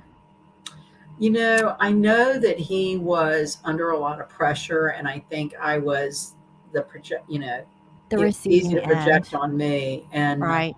I That's how stayed. energy works. It is, and but sometimes you have to see that in order to make you do something about it. And what's been Mhm. happening for 2 years is I might see that, but then it ebbs, right? And it's still for a little while, and then it rears its head again. Mhm. So I think, you get to a point where it's just too damn emotionally tiring to put up with someone's, you know, BS. cycle like that, and they're not going to change. Mhm. So you either, the lady that I replaced put up with it for 40 years, and I've talked to her recently. I was like, I don't know how you did that. I, Mhm. I mean, but she had a different lifestyle, right? I'm not very, I just, I want to grab all the life you can get. I've never wanted to be just in a job just for the job. I You really, mean settling. You don't wanna yeah, settle. Leo wants a challenge. When Mhm. Leo gets bored, um, I'm very excited about a new opportunity because I'll really be using parts of my brain that haven't been used, and I mean that's what staves off Alzheimer's, right? Is you're learning new things and you're engaging yourself in intellectual property or whatever. And yeah, so everybody's different, everybody's makeup is different. I have Mhm. lots of friends that have stayed in the same positions for 30 and 40 years, and my hat's off to them. um, Mhm. I was self employed for 20 some years. And I think once you're self employed and then go into staff situations, it's not the same. It's just Mhm. not the same. And hopefully, lately, it seems for the last 7 years or so, I go behind someone that's been planted for 40 years, and I come in and kind of clean up, and then I've done my job and I move on. It's real weird, but Well, I get, hopefully this is the one that you yeah. sit with for a while, And what I've learned from all this is it's okay if it's not, right? Mhm. We are guided to where we need to go, and that fixed energy has to get off the thing that, okay, I'm here now. I don't have to do anything. Let me just stay here. I mean, we have to flow and always be checking in with our heart. Are you Mhm. happy? Are you fulfilled? um, if you're not, what are you going to do about it? And the whole thing about spending time alone or romances haven't worked out, you just have to figure out ways to be content, because it doesn't help you to grieve and mourn over something that was maybe a fantasy, or Mhm. Or maybe it wasn't meant to last long. maybe, but Mhm. knowing the times to stay and go, I think, are very important. Yeah, I And that, think it's good to be flexible, yeah, riding the wave, the ebbs and flows, I think that's more Um, natural, mhm. you know. Yeah. I mean, if things work out, great. If not, it's okay too. It's what's that comic about the people on a sled slamming down a hill, and it's like, what are you saving yourself for? Mhm. It's like, live life, and when it's over, hit the wall. Well, for It's what I like people hear, saving things, right? yeah, death isn't all that, bad. I heard it's actually great, it's like I had to clean out my brother's home and everything after he died, and he had a storage unit, and he had brand new things he never used. And something hit me about that, about what are we saving stuff for? Saving it to be good, or and it made me come home and unpack stuff that I was saving and either use it or get rid of it. And it's okay if it breaks, and if it breaks, toss it. This concept of what are we saving something for? What's that? Is it a security that we think we're more secure when things don't change? I just think all of these energies make us question, where's your heart? What do you want to be? What's your long-term goals for getting to that dream or what you want to be? And it's okay. It's okay to. Um, I just get the vision of riding in a convertible car with the hair blowing back in the wind, like Oh, Thelma I and had that. Louise. I used to have a Camaro. You did. Yeah, that was my gift. I was spoiled when I was, I wanna say 16. You deserve to be spoiled. Yeah, my mom bought me a Camaro Wow. with the T-tops. It was a really nice car, it Nice. had leather seats and everything, had a Bose system. What Uh, happened to it? my ex-husband crashed my car. That That's was a the country start of our song lyric. relationship. My ex-husband crashed my car, and there went the relationship. Do you remember that movie? Oh, it's one of my favorites. It's called Michael with John Travolta. And Yeah, he's, I vaguely remember, oh yeah. my God, he's like, they're traveling across country, and one of the girls is trying to write a country song, and she's got this song about all of her exes. It's so funny, but I guess one of the main themes of that movie is the only way to true love is to learn how to laugh. And Mhm, I don't think I quite finished the thought about Aquarius representing true love, mhm. is that freedom, Love is to, free. yeah, That's the thing, love is free. yeah. And when you're with someone, it is about, acknowledging where they're at and not trying to manipulate or change that. And Right, let them go, like, let your person, do whatever it is that they want to do,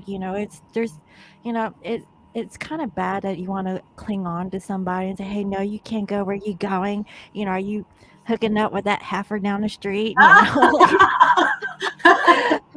"What? No, no, it's not like that," and then, yeah, naturally, they're gonna run. oh, look at what card I just got. These are What? those lover oracle. I got them out because they're shaped like hearts Oh, for okay, yeah, what does it Valentines. say? But look what it says, that we were just talking about this.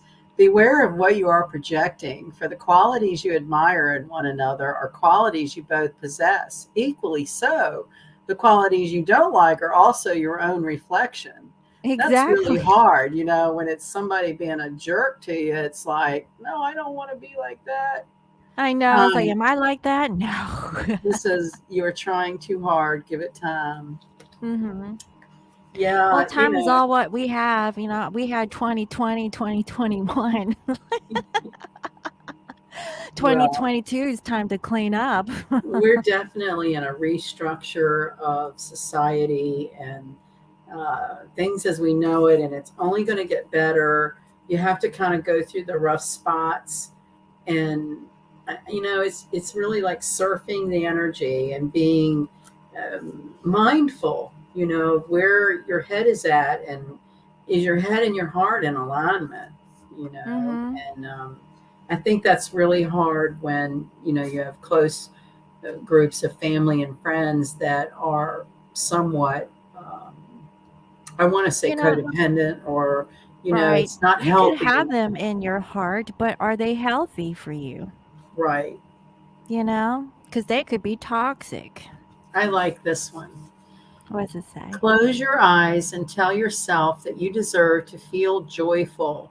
You can allow joy into your life regardless of the circumstances you currently find yourself in. Oh, that's nice. Being Yeah. still and trying to tune into your heart, and respecting your heart. So many of us make choices all our life to make other people happy instead of making choices to make ourselves feel fulfilled. And um, the whole thing with the Venus Mars conjunction, it's to be free from selfishness and you know, um, I think it's more of a mindfulness in the moment, recognizing where you are now and evaluating, is it where you want to be? Like, what did you say, a year from now or five Well, I years was from doing like 6 months, now? but yeah, there was a thing that you could a practice that you can do in terms of career. This is more so career, but you could do it in like relationships. Where do you see yourself within a year? Short-term goals. Where do you see yourself within 5 years, which is kind of medium range? And where do you see yourself 10 years from now? I'll be happy if I'm alive.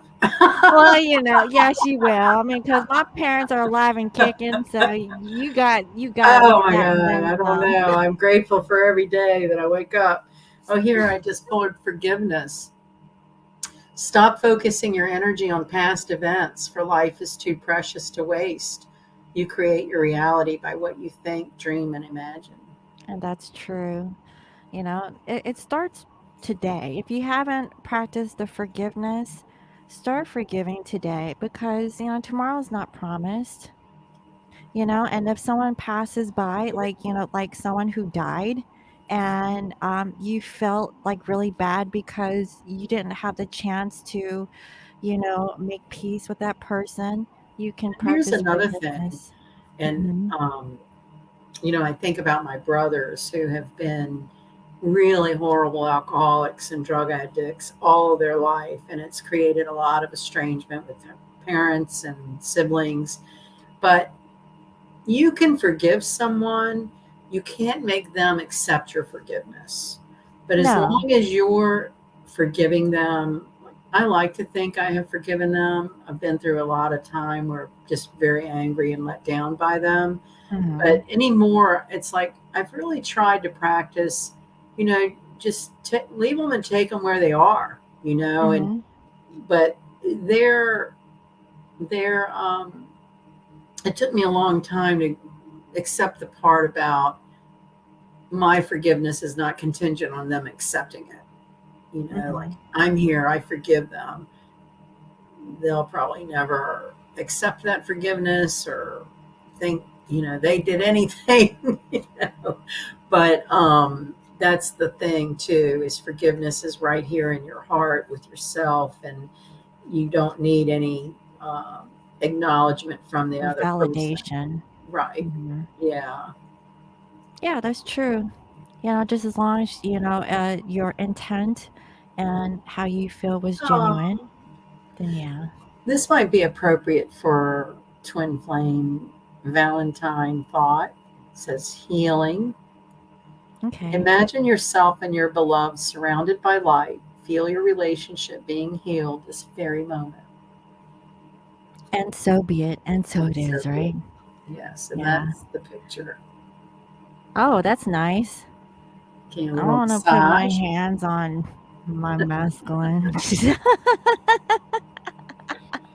Venus Mars conjunction. You need a healing? Like, The what is it? Impulsive desire. Uh, what was it? What was it? Is in my hands are cold. Can I put my hands on you? Who are you making me think of too many things at one time? Sorry. The Uh-huh. passion, of fury, of love and war. Oh, okay. I worked with this girl. Her name was Donna. She died of breast cancer way too young. She always made fun of, well, she didn't make fun, but I always had these really glitzy earrings. And she would say, when you die, will you leave me your earring collection? I'm like, sure, Donna, you can have it. Oh. And then she ended up dying. But I was going through a breakup. It might have been with my ex-husband. And I'd come in and I would just feel such hate for him and what he was doing. And she'd be, what's wrong? I was like, I just hate him. And she would say, well, hate is just the opposite emotion of love.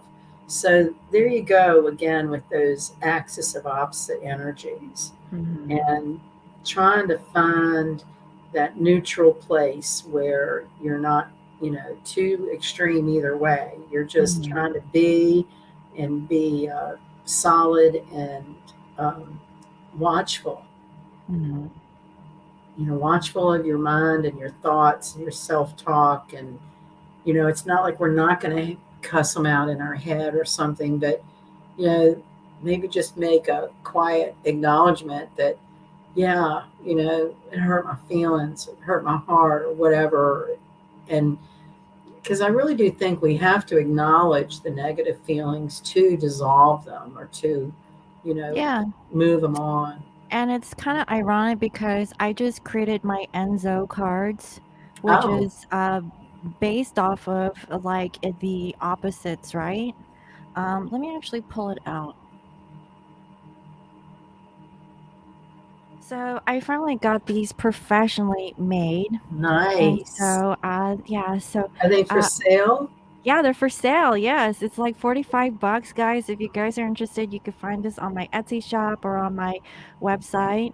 But basically, I've been using this on my general collective readings. So this one says deceit and lies. We have truth, and the opposite of truth is obviously deceit and lies, right? Um, then we have friendly friendships. Also we have career friend. Yeah, there's other stuff in here too, people pleasing, karmic situations, and a soulmate. So basically, Nice. this deck is to help kind of like jog your mind, right? Right. And really sit still with kind of like the positive and negatives of Yeah, the actions because that that's we're going nature. through. Right. Yeah, Yeah, the and light and the and kind dark. of sit with those thoughts and figure out, where could you find the wisdom and the subconscious thing that is going on, or maybe conscious thing, and how can we make sense of it, and how can we learn from those experiences. And so yeah, that's the reason why I created this deck. And actually it's I love it. It brings me a lot of, Congratulations. That's wonderful. yeah. Another Mhm. interesting anomaly I just remembered about this full moon, it's at 27 degrees, and it's the fourth of a 27-degree full moon since November. And so Wow, 2 how plus a 7 equals 9. So that's mhm, another confirmation of completed cycles. mhm. But I can't say I've ever tracked that, but I haven't seen that before. So that just means that we're actually at the tip of the end of this rough, patchy period that we're all going through. It's just we still have a little bit more. Hang in Yeah. there, I think we're beyond the midpoint. You know Mhm, what I mean? mhm. Like, I do We're think, not at the very end where we're going to reset, but we're right, definitely at seeing the the light final at the end part. of the tunnel kind of feeling. Mhm. Yeah, yeah. Yeah, I agree. And Okay, then the well, sun moves into Pisces February 18th, mhm. and leaves Aquarius. And that will, Pisces brings in a lot more spiritual feelings, maybe a lot more drinking. Pisces Hopefully rule, not. Pisces rules the feet, so that might bring some attention. Sometimes issues regarding the feet are an indication that we're not moving forward. So Well, just I already talking have about, issues with that right now because I got a big little, I thought it was your knee. no, yeah, it's my knee and then my little toe.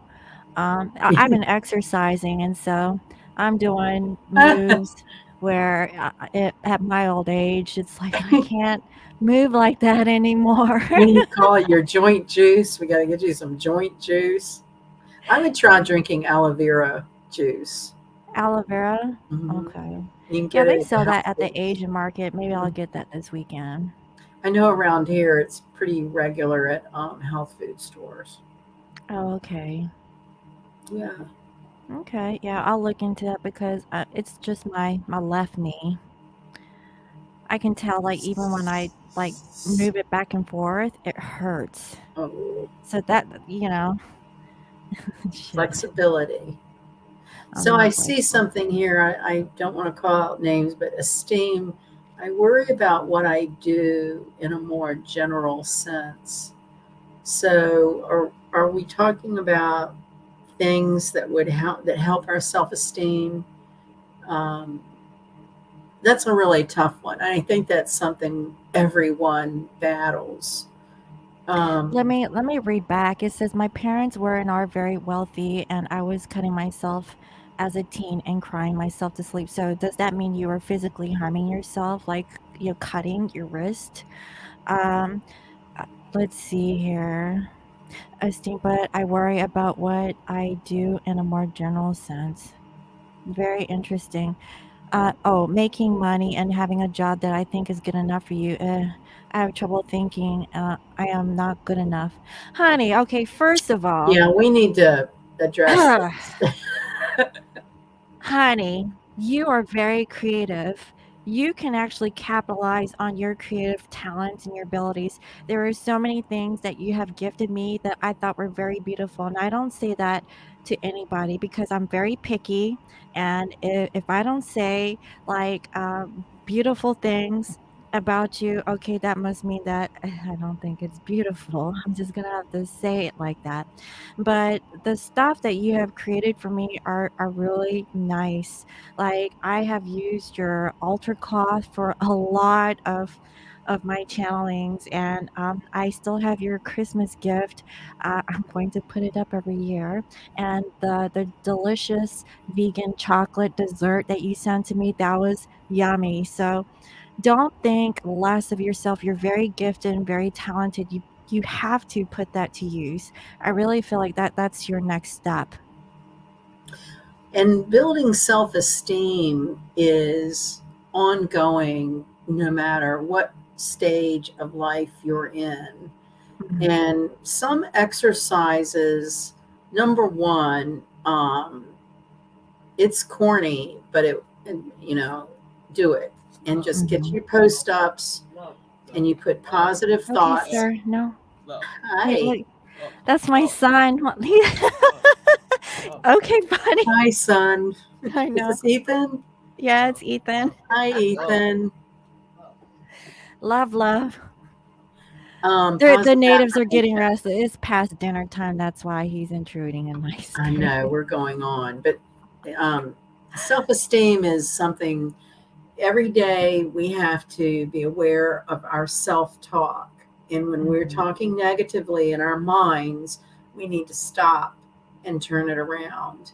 If you mhm. saw my bathroom mirror, it's covered with positive thoughts to just, sit down with some post ups that, what just, even if you don't believe it, I love my heart. I love my laugh. I love, what do you love about yourself? There are things that you do love about yourself, Well, and so going post back those to up so you see them. Yeah, so going back to Bertina, I can relate to you because this is about your mother. First of all, my mother used to talk down to me all the time. She always tell me I'm not good enough. Nobody wants me.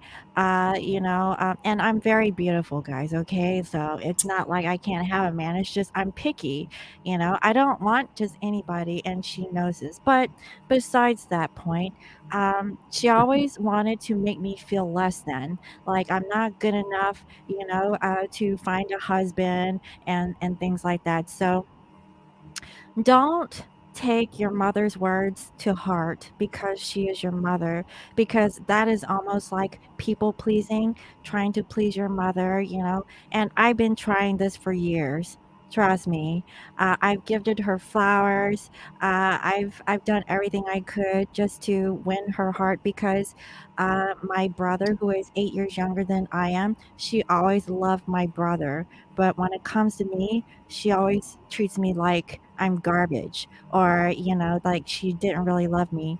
It wasn't until much later in life where she actually tells me that she loves me. So the karma between me and my mother has changed with time. Unfortunately, you may have to go through this this love-hate relationship with your mother for years, and there could be nothing that you could do change that, but it comes with time, and we have to learn to accept the shortcomings of not having like a loving relationship with our parents, but forgive them anyways, love them anyways, and yeah, and put those affirmations like on the mirror, like what Sunny had said, and it's gonna be okay, because that was my biggest thing, uh, is will my mother ever love Except, me? yeah. So in astrology, this may help.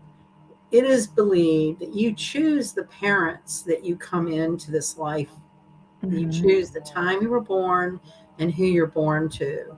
And these family relationships can be the most difficult. But if you can mhm, see it in a larger spiritual picture, that, play the game of, maybe the tables were turned in another lifetime. You know, mhm. you just never know, but don't take it to heart to bring you down this lifetime. I never knew the reasons why she'd always put me down.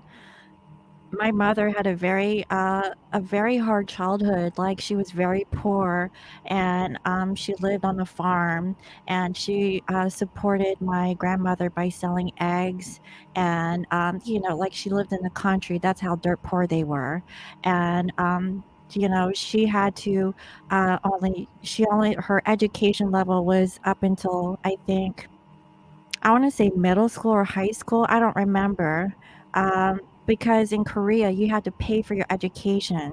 It wasn't like a public there was no public schools in Korea, so you had to pay for your schooling, and, for her, it was very difficult, and, my grandfather, and this could be along with my bloodlines of my karma, my grandfather was a married man and married my grandmother.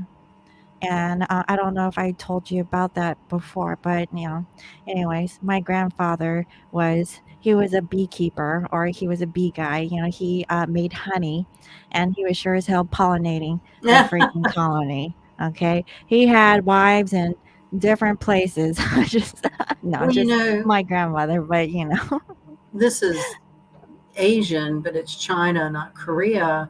But recently, because of the deconstruction of the government there, over 1 million female children were found, because there is like an underground of midwives who keep female births secret Yeah, because that I think that has something to do with it, because she really wished that I was a boy. So I I felt think really that's the bottom insecure. line. I think it was because she dressed me up as a boy when I was younger, and I grew up as a tomboy, and so and she cut my hair really short. That's why I have long hair, guys. I don't want short hair. I want long hair 'cause You get to have it now. You're a big girl. I don't want no short hair. I want long hair. Well, But yeah, I but think that has some truth to it, yeah. because, she really wanted and she used to lie to her friends that she has a son, not a daughter. It was really hurtful for me, and for me that she put me into a college preparatory school, which back in my hometown was like an elite college prep, private school, and she would just tell her friends like, "Yeah, I have a son." She would never say that she had a daughter. That's so sad. And for the close friends that lived in the vicinity with us, they knew that, they would tell her that you have a beautiful daughter. Why do you always put her down? And she would say, "Oh, you think she's beautiful?" And look how far you've come now. You've I know, right? blossomed and have your own children and a successful business. And I'm so still you put the her in whole her thing. place, didn't you?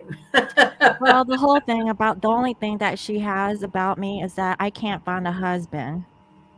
But I'm not saying, but that generation, that was their whole mission, was to hook up.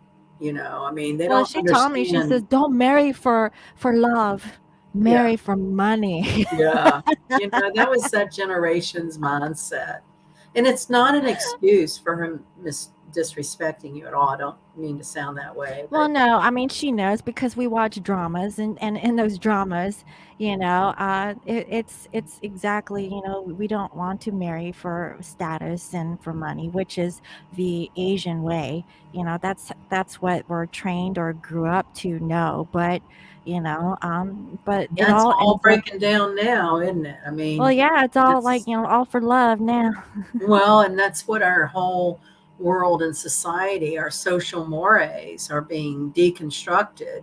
And Well, that's what yeah, I mean because about getting excited to embrace that old, worn out social mores do not serve your highest good for any of Mhm. us. And so when we see dark, the future and it feels shaky or uncertain, instead of letting, you know, uh, outside influences make us feel insecure or unsafe, we need to embrace the excitement of what a grand new world that is birthing before our eyes. We are making and living in history. No one alive has experienced the things that we are experiencing. And Mhm. the whole thing about the sun moving into Pisces is about, and where we've been in Aquarius, this is about humanity and having compassion for each other, just like this forum where we can come together and make, our saddest confessions, of our childhood or of our life or whatever it is, and we share and have compassion for one another. And this is only going to grow, this feeling of, I feel your pain, and I send you light and love, all of you. We are all in this together, and just try to keep a high vibe and expecting only the best for yourself. The Mhm. darkness is behind us. There's a few remnants of, um, you know, I have a friend that likes to say the devil's busy today, and it's just this challenge of don't let other people with their hangups project onto us, because just the fact that we come together in these chats and the study of astrology and metaphysics and spirituality, we're trying to be the best version of ourselves. We're trying to Mhm. help others seek spiritual tools that help with depression and low self-esteem, and build ourselves up and see us as sovereign, beautiful beings that are here together. So I don't mean to get off on my soapbox, but it's very important to me to impart the message that all the change and deconstruction that seems scary is really the most exciting thing you'll ever experience. And to get excited, get excited. Okay, yeah. Sorry, my son is talking to me. I think we're gonna have to cut it off here because Yes, we've he been keeps going a talking to while, me. and I've pretty much said a majority of what. There were a few things in that you can reach out to my website and check it out, and it's interesting to look back over the last couple of articles actually to see the patterns overlapping and the themes. Um, Whenever you can confirm something 3 times, you can make book on it. So I really appreciate y'all letting me share my astrological insights. I hope something helps, and can't thank you more for this time. Oh, yes, thank you, Sunny. And again, if you guys are interested in booking a natal chart reading, go to lionmountainhealing.com. And if you want to figure out like what is going on with your career, or maybe just where you're at in your life at this point, if you have a solar return, she definitely can do that for you. If you want to see like, what's in the stars between you and your person, uh, she can look into, your relationship with your twin also. So again, that's lionmountainhealing.com. And thank you again, Sunny, for Thank you, taking the Scorpio. And time, thank your viewers for their time and yes, yes. energy, and it's all going to And be okay. yeah, it's gonna be okay. It's a full moon tonight. A beautiful full moon, a grand cross. Life is good. Embrace it. Life is good, it's gonna be rough and but embrace it, The rough and spots are just getting us ready for the shiny spots. That's right. And That's it's right. gonna be spring and summer soon. Oh, yes. That always makes it better when it's warmer. I know, and I think it's beautiful over on your side, but it was beautiful over here today, so It's I'm been not up and complaining. down. It'll be 70 and then Mhm. 38. It's up and down. We're I'll constant take like it. 40s and 50s over here, but Yeah. it's sunny, you know. Yeah. Well, So I so hope thank I you hope that this all. has helped. Yeah. Thank you Yeah. all for watching. Thank you, Sunny, for being here with us Thank you. today, and we'll see you next time. Thank you. All Good right, night. bye-bye.